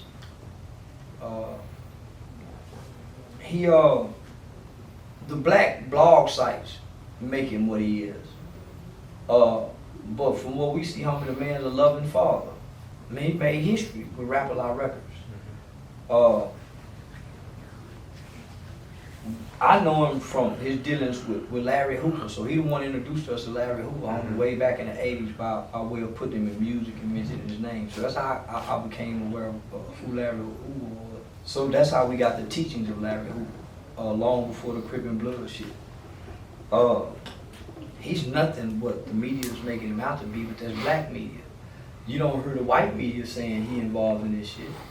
It's just all the people that's with the speculation and the conspiracy theories. I think a lot of time they get his name mixed up with his son's name, Jay Prince Jr., his involvement. But man, this been around for a long time. He ain't never been to federal prison. You ain't never heard about any escapades with women in the streets. So, you know, this man had a pretty clean image. Mob ties is a saying, you know, amongst his sons, and the people in the rap industry. But nah, man, his, you know, I know the man to be an author. Always pushing respect and business principles and concepts and so, you know, I salute Jay Prince for who he is. Before him being the king and the mob boss and all of that, nah, man, nah. We don't see him like that. We respect him as the mogul that he is in the entertainment industry. Okay. Not a crime boss. Okay. Yeah. So would that be more related to his son? They ain't no crime boss. Them nigga rich nigga babies. Them nigga were born rich. They daddy rap a lot record. How they gonna be gangster? Where did they get their training? Cause you got to be gangster. You can't just grow up at 24 and say I'm gangster. Mm-hmm. You got to be left a track record somewhere. Yeah. So where did they leave their track record? That's just that industry talk, homie. Okay. And a lot of times I think they make it hide behind the shadows of who they father is, but nigga, they ain't gangster. No, homie, they ain't gangster. If Mob Ties and Jay Prince Jr. and his father was anything that we think they are, Takeoff would have never died. Don't nobody end up getting killed in no Italian spot. Italian mafia. Whole one now. Them kind of mistakes don't happen. In Russian mobs and all that other kind of shit. Now them kind of mistakes don't happen, no. But when they're playing gangster, see, we all playing gangster, home. We all playing gangster by way of rap lyrics, rap music, and entertainment. Niggas ain't gangster. We don't have no militia. We don't have no army. Homie, we don't have no politicians we can rob. We don't have no police on the payroll, no chief of police we can be. We ain't got none of that. We ain't got no union that can persuade the construction worker to give us contracts, to give us concrete to make highways. Nigga, we ain't them gangsters. Nigga, we ain't like the Chinese. Nigga got the parlay spots, the gambling spots. We ain't like the Indian nigga with the casinos. We ain't like the Jews with the bank, the record labels, the movie industry. Everybody got something, nigga, except us. So how we gangster? How we gangster? How? The white boy got the cows, he got the horses, he got the horse races, he got the Indy 500 where you pay for the race the car, he got the football where you can say, them my nigga, how much you want to bet my nigga beat? He got the basketball, hey, how much you want my nigga beat your nigga? Nigga, we going to all that to be betted on. It's no different than in the movie Django when he got Big Sam. Put it out there, Big Sam. God damn it, you killing Big Sam. And Big Sam, God damn it, put it out. And take the nigga out of there. You give Big Sam some whiskey and whatever one of them niggas got, he want to get him drunk and let him. God damn it, thank you, Big Sam. And they getting all up. I want your best nigga. Remember that Django and the white boy went to go buy the best nigga that can fight. Well, who was them to fight? Nigga on nigga. That's basketball. That's football. That's boxing. Nigga on nigga. Go to prison. The guards sitting around say, we got one and say, they say this one here bad.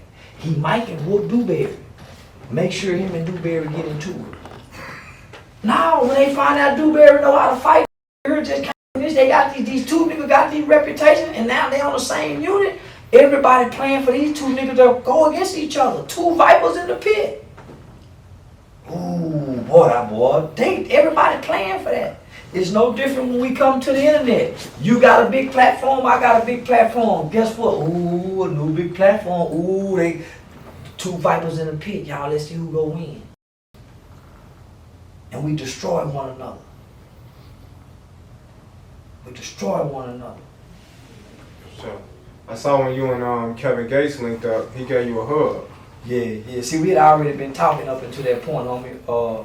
Two black men say, my nigga, I'm praying for you, nigga, keep going. Mm-hmm. Yeah, nigga, I'm proud of you, nigga, yeah, keep going, big brother. So when we see each other, homie, we had already got past what everybody wanted to happen, nigga. So now, nigga, nigga, they thought we were gonna hard. And I love you. Goddamn, boy, they thought we was gonna fall out. They thought we was gonna fall out. Yeah, nah, nigga, genuine. So how you and Boosie end up falling out? We didn't. Boosie them started talking with Kanye West. Boosie and every other black celebrity started talking about they'll slap Kanye, homie. Why don't you go against Kanye? They started So you sticking up for Kanye? So what I was saying is, God, Boosie, why would y'all go against Kanye, my nigga? Why would y'all do that? But y'all support Black Lives Matter. Nigga, Lil Boosie, your son Tootie more likely get shot by the police than Kanye white kid. Kanye got white kids. Why can't he wear White Lives Matter? Homie got white kids, Boosie. But you say you go slap him? Oh, so you was in support of the White Lives Matter T-shirt? Yeah. Okay. So the man got white kids. Okay, so you feel like White Lives Matter too? I mean, all lives matter, but no. To put it on a T-shirt. Hold on. If I got white kids, why I can't put it on a T-shirt, homie? My kids ain't all black. So if he got black, hold on. Why you got to put it on a T-shirt? So how you know his kids didn't say, "Daddy, do white lives matter too"? He got black and white kids. How you know his baby didn't say, "Dad, do white lives matter too"? Is it just black people? All right, well, Bandman Kevo ain't got no black and white kids. He went and got shit on his leg. Let's So why won't black people sit back and say, "Man, you know what? White lives do matter." That nigga got baby by a white woman. I don't know though. I don't know if it's that easy, Mr. But nigga, hold on. If I got kids by a white woman, it is that easy. I mean, yeah, white lives matter. We know all lives matter. So why you got a problem with me having white lives matter and white people don't have a problem with black lives matter? Well, Black Lives Matter was supposed to be a protest for ourselves by 3 gay women. It don't matter how they say only police shootings though. So how do it only matter during police shooting? They don't protest no other time. Only police shooting, white police shooting, not when a black cop shoots you. When a white cop shoots you, that's the only time Black lives matter. So why I can't say white lives matter? Why we can't say Russian lives matter? Because black cops ain't killing the white people. Well, just because black cops... Ain't nobody killing the white people. Oh, yeah, they are. If you look at the FBI statistic, white cops shoot more white people than anybody. Yeah. And that's truth. The mental health white boy at home tripping with his mama, punching holes in the wall, they shoot him way more than a nigga. I swear to God. You sure? You sure they don't just apprehend them and take them to jail without touching them? No bruise, no nothing? I've already looked at the statistics, brother. I don't speak nothing I don't know. You know we got a tour about this last time. You can even Google. On the surface, Google will tell you. On the surface, Google will tell you. Let me get back to my notes. I'm telling you. On the surface, Google will tell you that cops shoot more white people, homie. Why you think they only give us one every 2 or 3 years? Why you think the last police shooting you only can recall but George Floyd?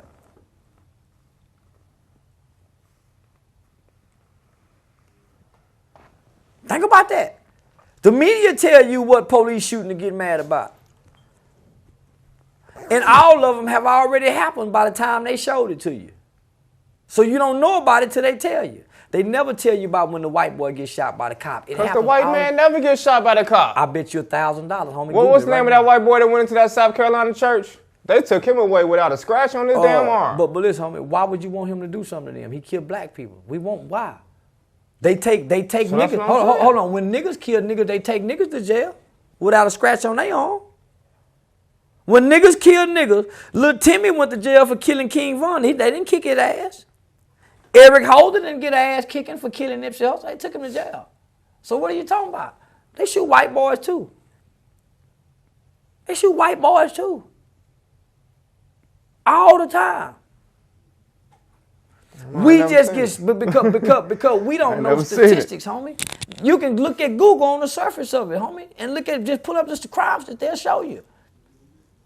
But we don't know that, homie, because we looking for sensationalism, homie, to get us going. Nah, homie, they take niggas to jail with no cuffs on, no scratches, no nothing. I feel like if a white man and a black man commit the same crime, the white man is going to get lesser time than a black man. He's supposed to. What you mean he's supposed to? What you mean? Why you say it's supposed to? I'm a white man. Right, and you just rob phone them. You just hold on, no. I'm the white judge. It's our white system. Okay. You're our slave. Right. You want me? I'm Master George. That's Master Williams. You slave boy. You want me to treat Massa like you just because he broke the same law you broke? I thought you said this is racism in America. Why are you expecting different, young man? And you say it's a war on black people. So if you know it's a war, why do you expect me to give him what I'm giving you? I mean, because they talked about that in the Constitution of the United States. But we all supposed to have equal rights. But when we wrote that, you was a slave. You wasn't even considered human. So how you now stop saying we, because you're not the white man, are you? Yeah, because I don't think like you. Okay. I think like the white man. That's why your name is Charleston White? No. Listen, I understand that I wasn't wrote into the Constitution. You the fool. You think the Constitution, when they said we are all equal, you was a slave. I mean, that's what it said, though. But you was a slave, so how can you be created equal when the slave was considered less than my dog? It said we the people of the United States. You wasn't the people. Black people, when we wrote that up, you was back there, son. Listen, look at me. Just check me out, homie. When they wrote that, you was considered a slave. 3/5. You wasn't even considered human. That's how you was chained up and enslaved, because you were not human when we wrote the Constitution. We had to put you in an amendment almost 20, 50 years later. You make me uncomfortable when you keep talking about. But because this like, is like you talking like you a white man. Well, this is what's separating us, homie. Our mindsets. Don't you know it's some black people? Hell no, because them white folks gonna look at you the same way they look at me. Your mindset, nigga, we got the same skin color. You ever killed a white man before? No, I haven't. So you can't tell me nothing. It ain't on my record. You go kill a white man and see if it's on your record and see. You go kill a white. Hold on. You gotta rewind that. Hold on, nigga. You go on camera and say you raped a white woman and see if they treat you how they treat me. I don't know how you got the balls to say that. Because I'm a ignorant nigga. No, you try to homie. You can't call your governor. I can. I can call the mayor. You can't. So they ain't gonna treat you how they treat me. We ain't the same. Our mindsets. Don't you know it was niggas who owned slaves that the white man sat next to and he didn't enslave him? He had slaves too. Mindset is what separates us, brother, where I can say y'all and they. No, mindset is everything. Don't you know it's some black people that went and got an education like Colin Powell won't ever see you as them. And they think just like them. I'm one of them niggas. I think just like them. I believe this country belonged to me because I wasn't wrote into their Constitution. I was amended into it. You think we was created evil. I don't believe me and that white boy was created evil. I know I was created stronger than him. I'm just under his rule and his law. So guess what? When he catch me in his court of law, right now I'm out on bond. I'm out on bond. Nigga, when they put me in that white boy jailhouse, nigga, I didn't expect to use the phone like everybody else. They shipped me to a whole nother county before I can even call somebody. I wasn't crying. They delayed my bond process. Nigga, I wasn't crying. I expect the white man to do me like this, homie. I wake up in a country where my ancestor was enslaved. Why would I think that white boy equal to me? When my people started out fighting for equal justice and equal protection under the law, only to take integration. We didn't get equal justice and equal protection. We took integration. I get to come to the football game. I get to play on your basketball team. I get to eat in your restaurant. We didn't take equal protection and equal rights under the law. I'm smart enough to know that. I'm smart enough to know we are not equal to this white man. We don't make law. How we gonna beat him, homie? We don't make law. Y'all fool enough to believe he's supposed to treat you. If he arrests me, he's supposed to treat the white boy like he treat a black boy. Why would you think that? And you think all of this? You think you're being mistreated. You think research. So if you think all this, why would you expect the white man to treat you equally? You should never be mad, nigga. You know what my nigga tell me every time a white boy mistreat him, man? He doing us way better than I be doing him. He should say this in prison. He doing me way, so he never complained about nothing, nigga. I expect the white boy to lock me up, nigga. I don't give a damn about being locked up, nigga. I expect this. So I'm never hurt when the white boy go bad, nigga. He a white boy. Just go. He go. Why you think different? He catch a white boy that done killed 9 people in the church. Why do you think he's supposed to kill him? He ain't. If he catches that killed 9 people, he's supposed to kill him. That's a. If it's a bunch of black cops, they supposed to take the in. If it's a bunch of black cops, they supposed to kill the white boy. It ain't nobody fault our people won't do it like that. Everybody else do. Mexican always get down with Mexican on the job. Mexican police show up, go kick ass in a Mexican town. We can't get mad because we don't get down like that, but we get down like that on each other.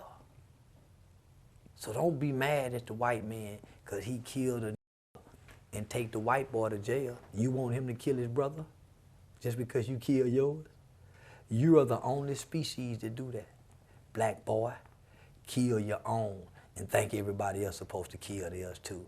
You're the only animal that does that. Did you get a chance to check out the Hebrews to Negroes movie? I wouldn't watch that bullshit.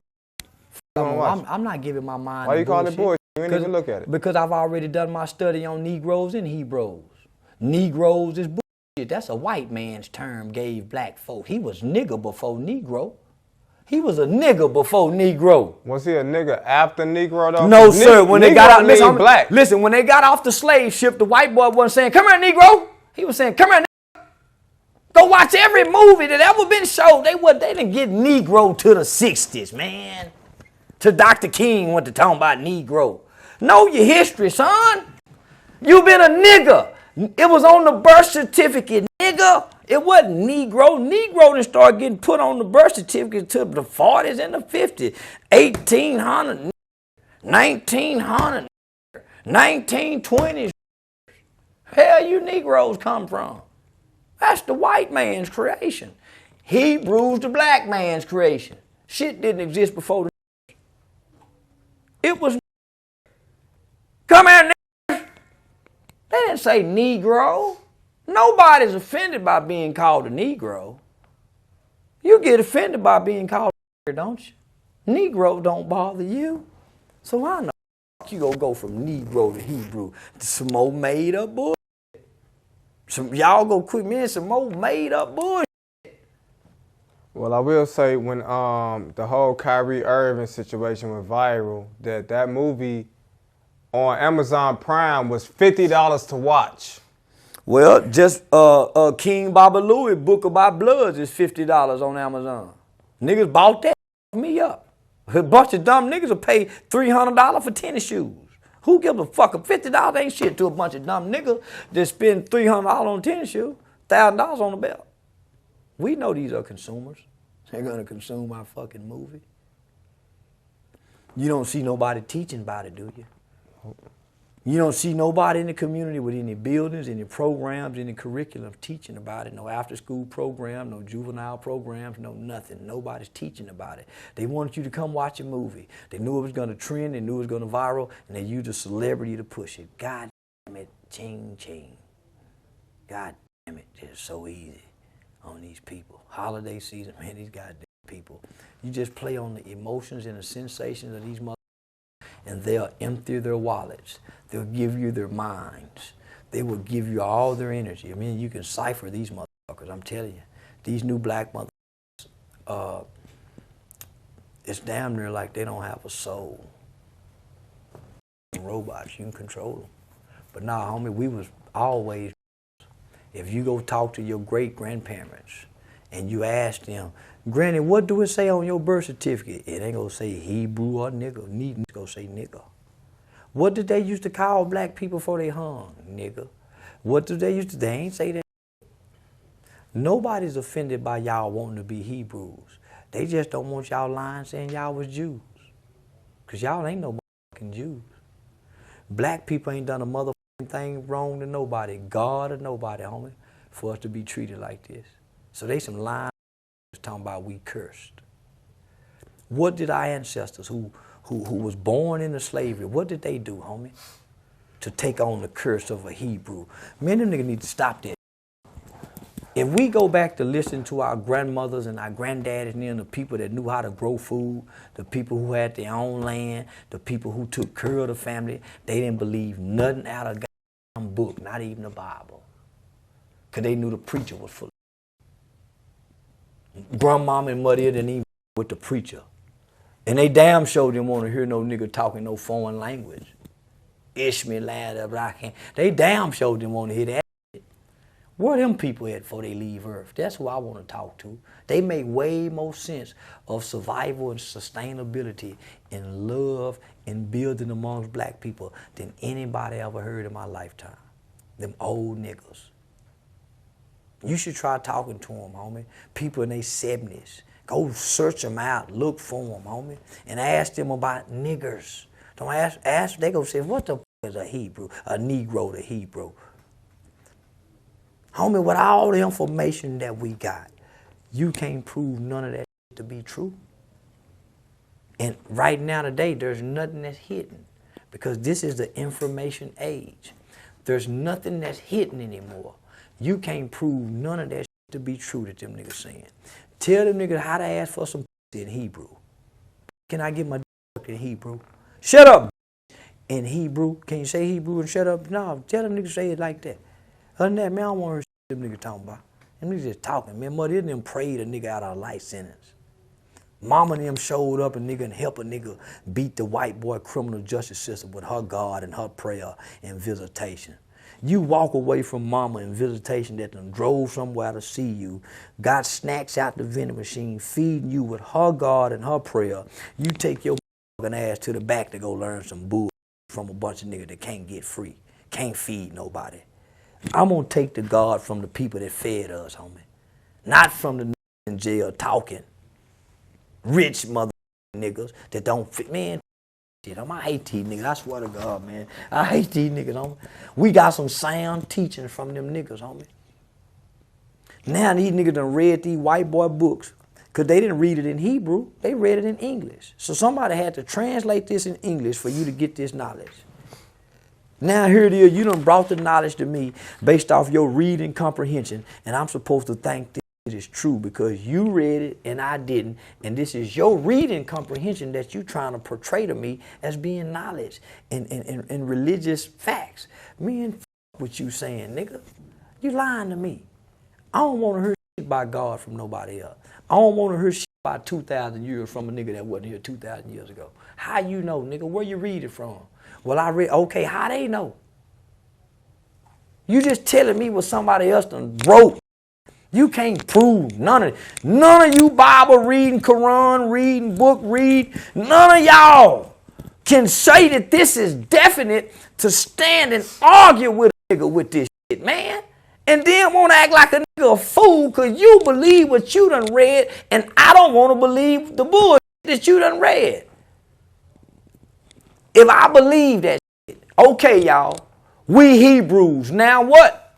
What do we do now? When we find out we this, okay, now what? We still in the same position. This don't give us no superpower. This, even when a nigga say, hey, y'all, we all Crips, it's still Crip against Crip. When we say we all the Johnson family, it's going to be a Johnson against a Johnson. So, okay, when we say, okay, y'all right, we done went from, we Hebrew. Okay, what we going to do now, y'all? How do we stop killing each other now that we Hebrew? Do we, Hebrew power, stop? What do we do? What do we do? Mm-hmm. So now, man, show us. Quit telling us what we are and show us by way of action. T.I. is featured on a song with Juicy Fruit, dissing you. And then you follow with a diss song yourself. So you're a rapper now. No, I just created a new genre of music called Yapping. Yapping, okay. So he ain't rapping, he yapping. It's talking and the words don't rhyme. I swear you ain't make a rhyme in that. I was listening, but I don't think I heard the full version, right? Just snippet. Yeah. The intention is to talk and not make words rhyme. Mm-hmm. To be a game spitter. Mm-hmm. I found me a producer out of Louisville, Kentucky. He actually found me, Young Diesel Beats. He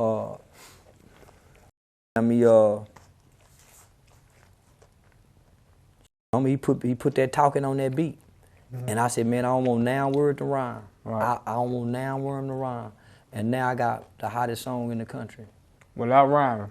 Without rhyming. I'm not a rapper.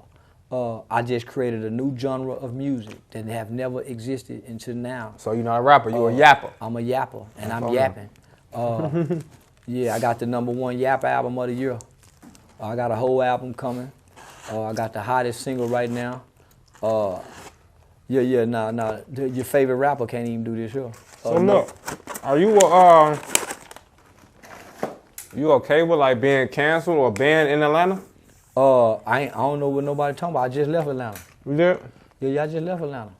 Yeah, I had a whole comedy show. I sold out in Atlanta. I was there at BET Awards, everything. I just had a whole Stop the Violence, Put the Guns Down camp in Atlanta 2 weeks ago. So I don't know what nobody talking about bank. Well, what I meant by that was like, I guess the media platforms, the interview channels, 85 South, Funny Marco, Big Facts, they all took down the interviews you did with them? Oh, that was just 3 of them.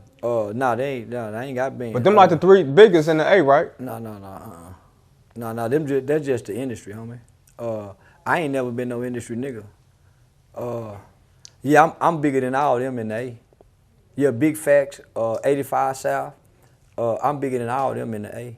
Now the whole A rock with me. Them niggas don't be at the bonfires, none of that. Nah, homie, I'm way bigger than them in the A. Them was just T.I. Them was T.I. allies, T.I. fans. So that's all that was. But they didn't take all my shit down. 85 South still got my shit on their platform, on their app. Revolt TV still got my interview. Funny Marco, he didn't take it down. The white boy, Maze, that runs Breakbeat, he took Funny Marco money. So Funny Marco was gonna make almost over $50,000 off the interview. The white boy took his money. So, shit, I ain't lost. You got yours.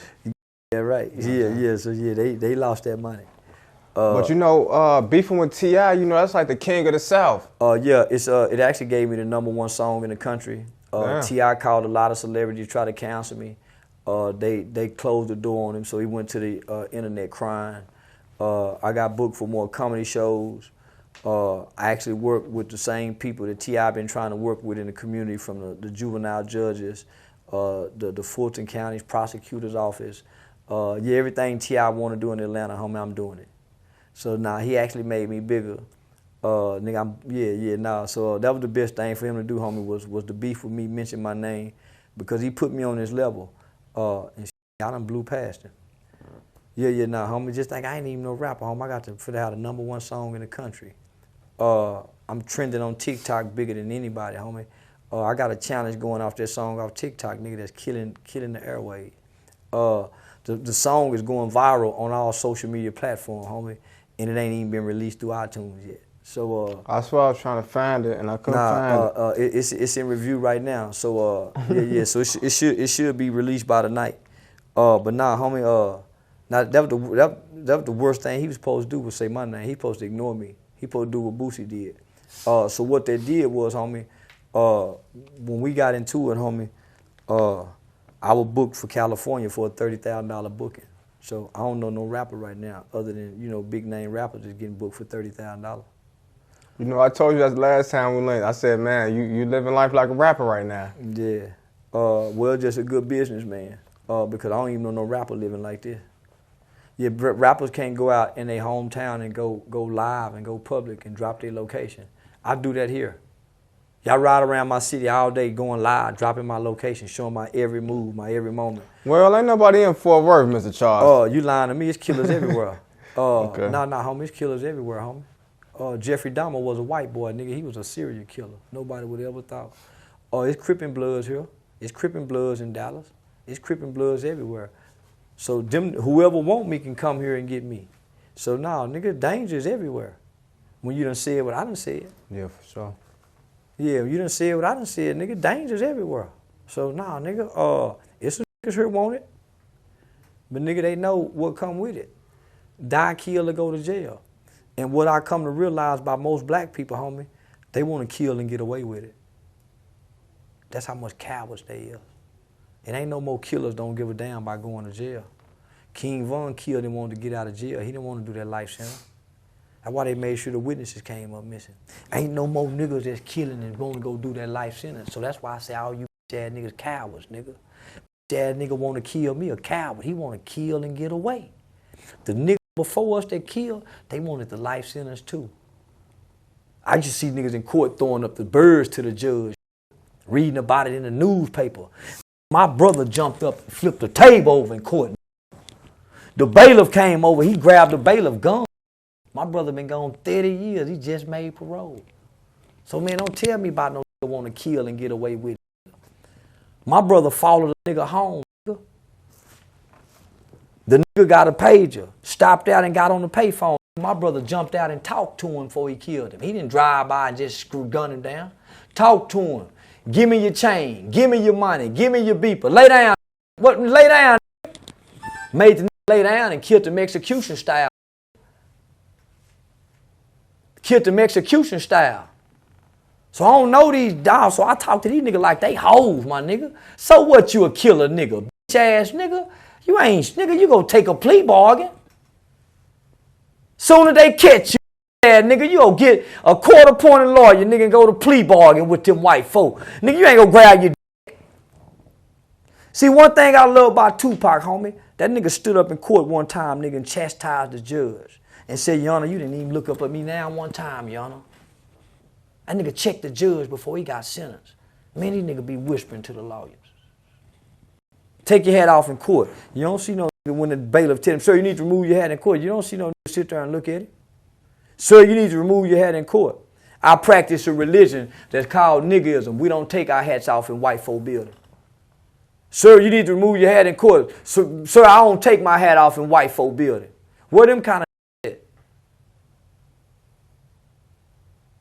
It take the judge to say something. Sir, you need to, just for the record, Your Honor, I practice a religion called niggism.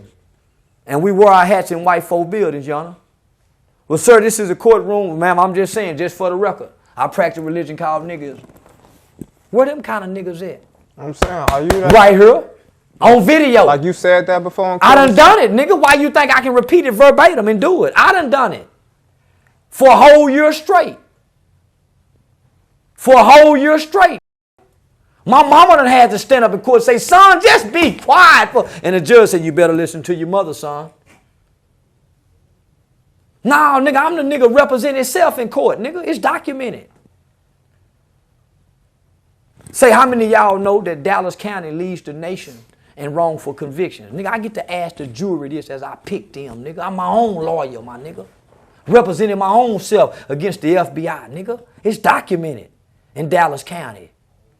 I cross-examine the FBI agents, nigga. I'm my own lawyer. Nah, these niggas ain't bad like me. These niggas just talking. See, I'm battle tested here. And I done already proved I buck whoever I think wrong. And you got to be willing to die with me, homie. And I realize most ain't ready to die, and they damn sure don't want to go to jail. And I'm willing to do both. Call the police and shoot. Most niggas just want to shoot you, homie, and sneak away and go play like, nah, homie, go to jail for killing me if you go kill me. Go on and be bad since you bad. And I realize niggas ain't bad. They just talking. Them niggas getting that white boy system, come to find out them niggas ain't even been to lock up for slapping a white boy. I know some niggas every time they have a bad day, they jumping on the white boy. I know some niggas as soon as they get in the county jail, if they can't make bond, nigga, they finna crack a white boy jaw. For nothing. I know some niggas, if times is rough and hard, they finna tie up a white family. They finna rob a white woman at the store. They catching a white woman coming out the bank. They going downtown with fake gold, fake rings. Around white people, homie, to go be predators. Them the niggas I know, not you new niggas that bring all your predatory behavior to your own people in your own neighborhood, across the street, around your mama friends, around your grandmama cousin, all that kind of shit. I don't know that kind of shit, my nigga. And I despise everything like that. And I don't see no white man controlling no remote control. Because I come from niggas that went across that railroad track, homie. And we don't give a fuck about raping no white. Nigga, we ain't got no bleeding heart for no white rape victim. Where you niggas come from? Oh, he talk about raping white people. So? Man, I don't talk about raping no woman. Well, you ain't like us, nigga. We raping and killing when the revolution started. We go rape and kill. We ain't letting them off the hook. We go do everything to them that they done to us. We go do everything to them that they done to us. Do you hear me?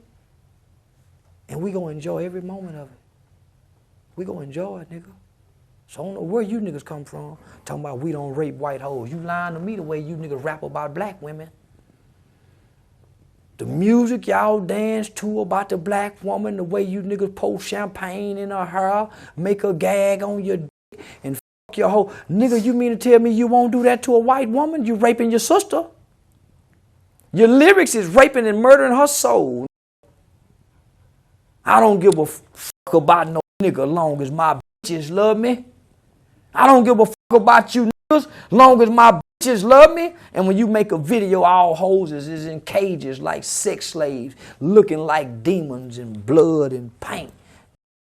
You niggas. Y'all got me fucked up. I ain't on y'all side. That's why I distinguish us and y'all. Because all black people ain't my kind. Yeah, they my people, but they ain't my kind. A nigga that'll kill a nigga ain't my kind. And I tell on that nigga, I give him to the white man. I give him to the white man. I allow on him. I sit on the jury and say, yeah, y'all sentence him. That nigga kill niggas. He ain't my kind. I hand him to the white man in a heartbeat, nigga. A whole bunch of them, every day if I could. White man kill niggas every day, so why would you hand another nigga? He's supposed to. You say he's supposed to. He's supposed to kill niggas. Niggas supposed to kill white man. So if you know white man supposed to kill niggas, why you so defensive for the white man in your conversation? Because I'm defensive of his nature, because it's in our nature to do what he do. He ain't out of nature, we is. How you gonna be against something that's in his nature? We are out of nature, young brother. How can you kill your own? The white man ain't killing his own. How can you not honor something that's walking in nature? When I look at the tree, I honor that tree for being a tree. When I see a roach, nigga, I honor that roach for being a roach. If I see a snake, nigga, I honor that snake for being a snake. When I look at something that's out of nature, a dog that's in his house getting fed by humans, I hate them kind of dogs. A dog in the backyard, nigga, got to be given a bowl to eat. I hate that kind of dog. A dog that get treated with human kind, I hate them kind of dog. Nigga, dog supposed to roam and feed his damn self. So nigga, why white boy killing nigga, he doing what he's supposed to do. When you go to jail and a Mexican kill a nigga, he doing what he's supposed to do. Nigga, I respect that because they operating in nature. Get over here with the black boy, he out of nature. How you gonna respect what's out of nature? A man fucking a man is out of nature. The black boy is like a homosexual. He's out of nature. All he know to kill is his own brother. He's the only creature.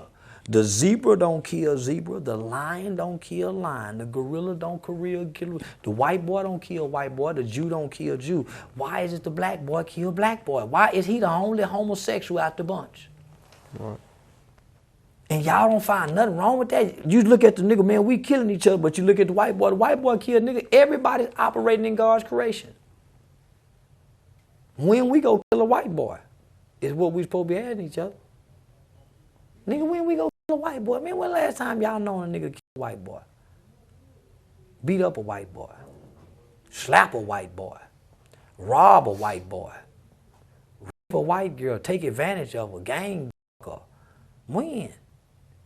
Nigga, this was common practice and behavior when I was a little bitty boy. It's hard for me to believe that because I feel like any nigga that was playing them type of games, his ass was getting hung by a tree. You lying to me? Yeah, that's how far y'all is away from the South, homie. Now, nigga, I'm telling you, nigga, I served time for killing the white man. It's orchestrated and documented, nigga. Then I'm telling you I'm online about our white hoe. But now when you say you white hoes, you ain't saying it like you actually white hoes. Yeah, I did. Yeah, I am. I'm saying it like I gave scenarios where I done it.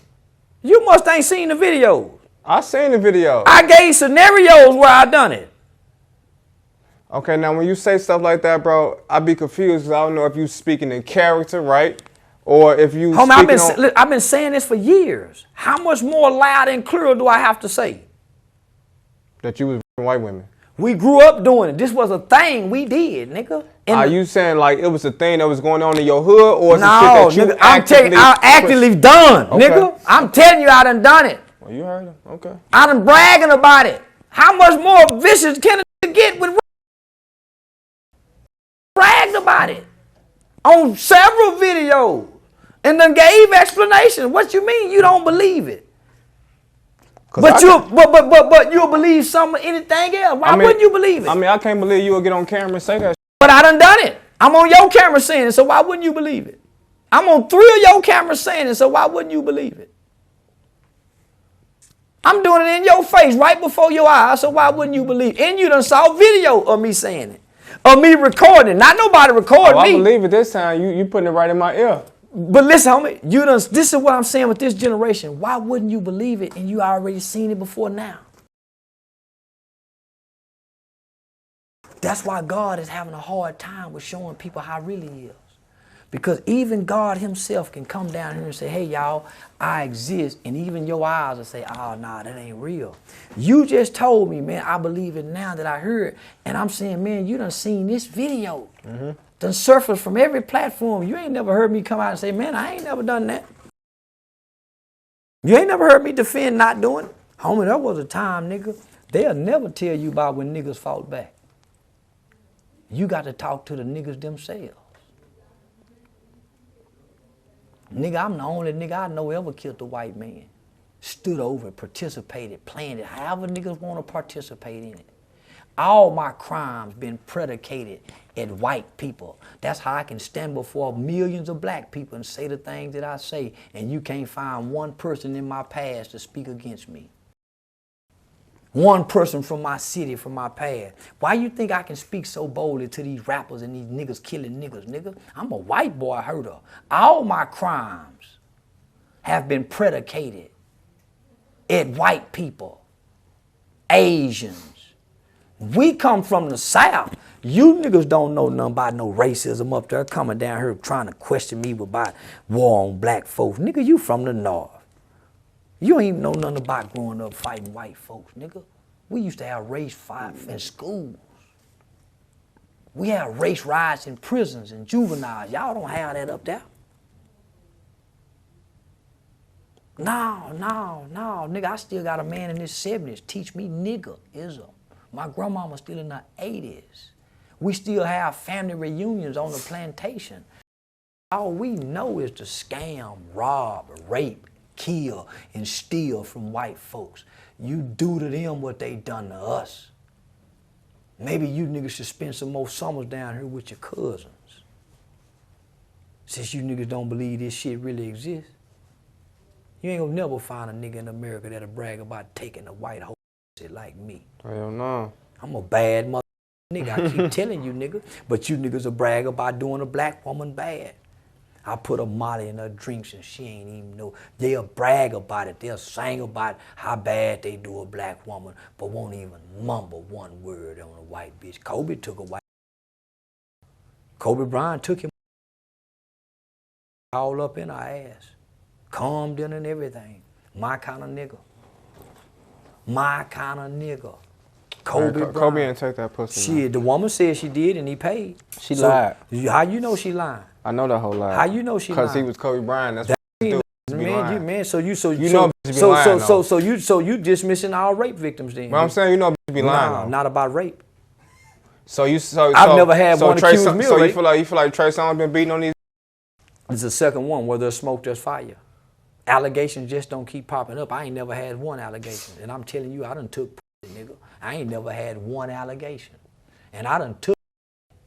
I ain't got one allegation, not a one. So you can't tell me about what you lie about. I know the that really rape won't tell, and it take a strong one to come out and really tell. The shame keep them quiet, nigga. I done took a whole lot of. Boy, we was some ruthless taking. But it ain't no evidence of it. You know, since our last conversation, like I mentioned off the record, I didn't have that much backlash. It was just a little bit, you know. But the little bit that I did get, it was kind of significant to me, meaning like the way that, you know, it ain't what you say, but how you say it, you know. And it was kind of like the way a person was looking at me and the things they were saying, like, you know, like, nah, like you. I just said it like this. Somebody told me, like, nah, if you working with him, you blackballing yourself. You tweaking. Now, you know, that's a word we say in Chicago. Like, you know, you tweaking. You know what I mean? And me just, you know, I do what I'm supposed to do. Meaning, like, this life that I'm living right now at age 31, you know what I'm saying? Like, this me walking in my purpose. So I don't necessarily care what another got to say. But, you know, at the same time, you got to hear what's coming through your ears. You know what I'm trying to say?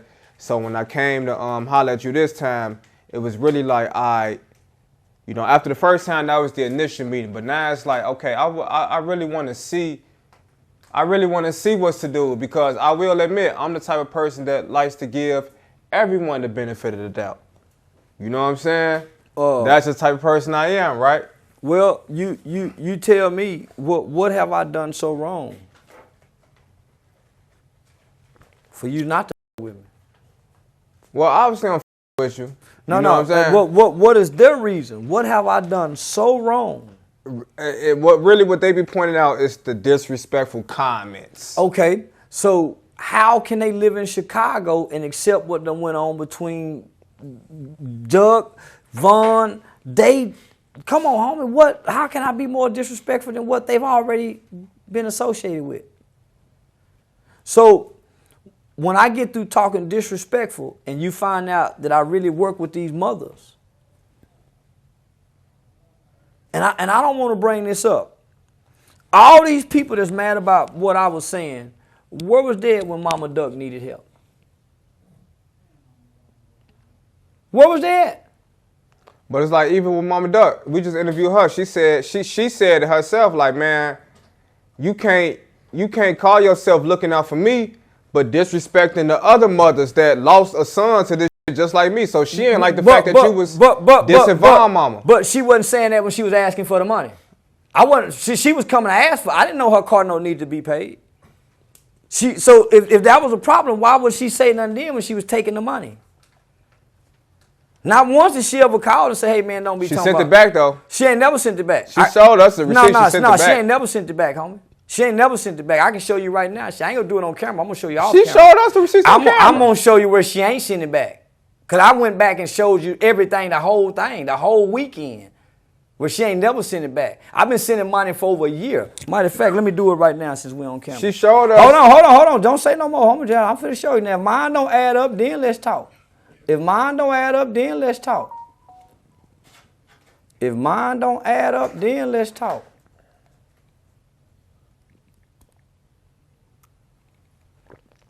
Well, just for DJUTV. So this is what I'm saying, fam. But whether I'm being disrespectful or not, where was all them people at, homie? When she needed help. Okay, so let's see, Lashina Weekly. Right. So we go back to June 24th. Where she sent that back? That's a heart. Right. That's June 24th. She sent you $495? $495. Hold on. She sent us receipts that you was sending her money in January. It was like $100. That's when I started out sending her money. I'm finna take you back to it. I just showed you $495. Mine ain't lying. I just showed you $495. That she sent you back? No. How she sent that back? How much she sent a heart? And this. Oh, right. That's what you sent her. Right. Those are hearts she's sending me. There go +5. Come on now. 438. There go that 100 she talking about. There go that 150. So that's the first one I started sending. That's what you sent her. That's what she said. She showed me that. Another 100. And I was like, damn. Another 100. Hold on. Let me go back. And then after that, you sent the car note, right? Another $495. Another 4 something. Then she sent the $500 after you sent the car note. That was $500 she got her from me that she sent back to me that somebody gave her to give to me from an interview. Okay. From an interview when I flew her. for an interview. Okay. So I charge somebody a little extra for putting her on Real Life Street Stars. Okay. So Real Life Street Stars paid her some thousands of dollars. I said, say, Mama Duck, I put $500 on them. Rather than taxing Mama Duck, I taxed them. So that's the $500 she sent me from the Real Life Street Stars interview at 1:32 in the morning because they do late interviews. You heard what they say. He said he'll call you back in 4 hours, which will put us almost back at 10 o'clock. They do late interviews. So she sent that at 1 in the morning. Keep going. No, man, I ain't got a lot. I see it. I see it. Yeah, so this is what I'm saying. I never know she needed help if she didn't ask. You see what I'm saying? I never know this big D mogul paid her $500 for an interview while he bragged about making $20,000 when he interviewed her and then King Von and them people. Ha. He gave her $500. I went bad on the nigga. He went and bragged about it. You just see right here, homie. $495, $222, $438, $100, $150. I see it. So now, homie, and so I'm saying all these people in Chicago, homie, why didn't they make sure Tuka Mama can get a big platform where she can be heard, homie? Nigga, I got on Say Cheese TV, nigga, made sure he paid her well. Make sure he paid her well. Little Snoop Mama, homie, I helped pay for Snoop Memorial thing, homie. But so these women asked me, I didn't know they need help. Tuka Mama never asked for nothing. When they come down here, homie, where y'all want to eat at? I want steak, Charleston, I want lobster. Okay, Mama Doug, that's what she wants to drink. Whatever she wants, homie, that's my partner. But when I start saying no and I ain't got it, then, you know, them calls stop. Everybody know how they go, homie. And I ain't mad, but I'm saying, man, don't make me to be the bad guy. No. Man, Rainwater, nobody ever cared about them people. What's up with Rainwater? I don't know what's up with that nigga. See, he wanted to make money off of it. And we could have made a lot of money. But, man, he never helped them women, homie. That nigga never gave a damn about none of them women, homie. Man, they was gonna make a lot of money. You got to understand, Mo 3 and King Von was an empire artist. So they had a lot far as they could have made that could have been invested into that. They got Mo 3 Mama plus Tuka Mama, LVG, man, come on, homie, Empire was standing the game to win. So they wanted to take it and trademark it and knock me out of it. They did. And I'm saying, nigga, we got JD Young's mom on. She's coming on part to be a new one. We got Bibby's father. Man, we got a whole bunch of other mothers who we can make this a national movement like Mothers Against Drunk Driving. So it wasn't never about money. Rainwater and them came in and tried to make it about money. And all he did was go half with me on the airline. So, nah, nigga, I paid for everything, my nigga. I paid for everything. Y'all used to go to the strip clubs together? Oh, that's all we did, nigga. I'm a strip club nigga. Yeah, that's all we did. All our meetings and all my meetings are held at the strip club, just like every other rich businessman. We like to meet at the strip club. Shit. So nah, all I did was at the strip club, homie. He a young messy manager who artist was killed. He a young messy manager who artist was killed. Who don't have nothing else going on. Nigga, I'm booked for comedy shows. Nigga, I got a podcast. I got a whole event center. Nigga, I'm growing. I'm growing people around me. I got a website that generate a substantial amount of money through merchandise sales. I'm getting ready to open a bail bondsman company. Nah, I ain't. Yeah, that nigga ain't got nothing going on. None of his artists are streaming like me. As a matter of fact, it ain't too many artists that's streaming like me online. And just think, I'm doing all this shadow ban. I'm doing all this censor. Accounts being deleted. I ain't got no machine behind me. Every dollar, I'm spending my own money to make this machine go. And I'm winning at every turn. So, I just make it look easy, homie, but I done took a lot of that's just the nature of the game. I just try to minimize. Yeah, I just try to minimize and I learned to not try to get the whole pie. A percentage here, a percentage here, a percentage here, a percentage here. Now I got a whole pie. So remember I told you people how they do you on your way down? Nigga, I've been feeding everybody at every level. That's why you hear when I get into it with people or I fall out with people, you never hear them say Charleston done nothing. Charleston shot himself. You don't never hear say, man, Charleston lied to me. Charleston stole from me. You never heard him say that. Mm-hmm. Man, well, he said this. Well, he disrespectful. It ain't nothing that I've done to them. So that ought to let people know something. Yeah. You never heard him say, well, man, he betrayed me. Man, he's a liar. He's not honest. You never heard him say that. It's always, well, he shot himself. So it's always looking for my downfall. It ain't that I've actually done anything. So that's what I pose the question to everybody who asks you, man, why you with that nigga? What have he done for me not to with him compared to what we've already seen between Dirk, King Von, Tuka, FBG Doug, Lil JoJo, Chief Keef, what? It's the same. It's the same. So for the viewers, y'all want to know why I fuck with him? Because it's the same and I'm used to it. You just you ain't saying nothing different than I heard before. I got family members that is. And I'm saying, and I'm, if you don't like nothing else, homie, I knew nothing of Tuka and FBG Doug until now. And when I heard about their mamas, when I heard about those kids, mamas, and how they was being treated, nigga, I showed love. Even though I don't know nothing about King Von mama, y'all gonna show love to Von mama. I didn't have that chance.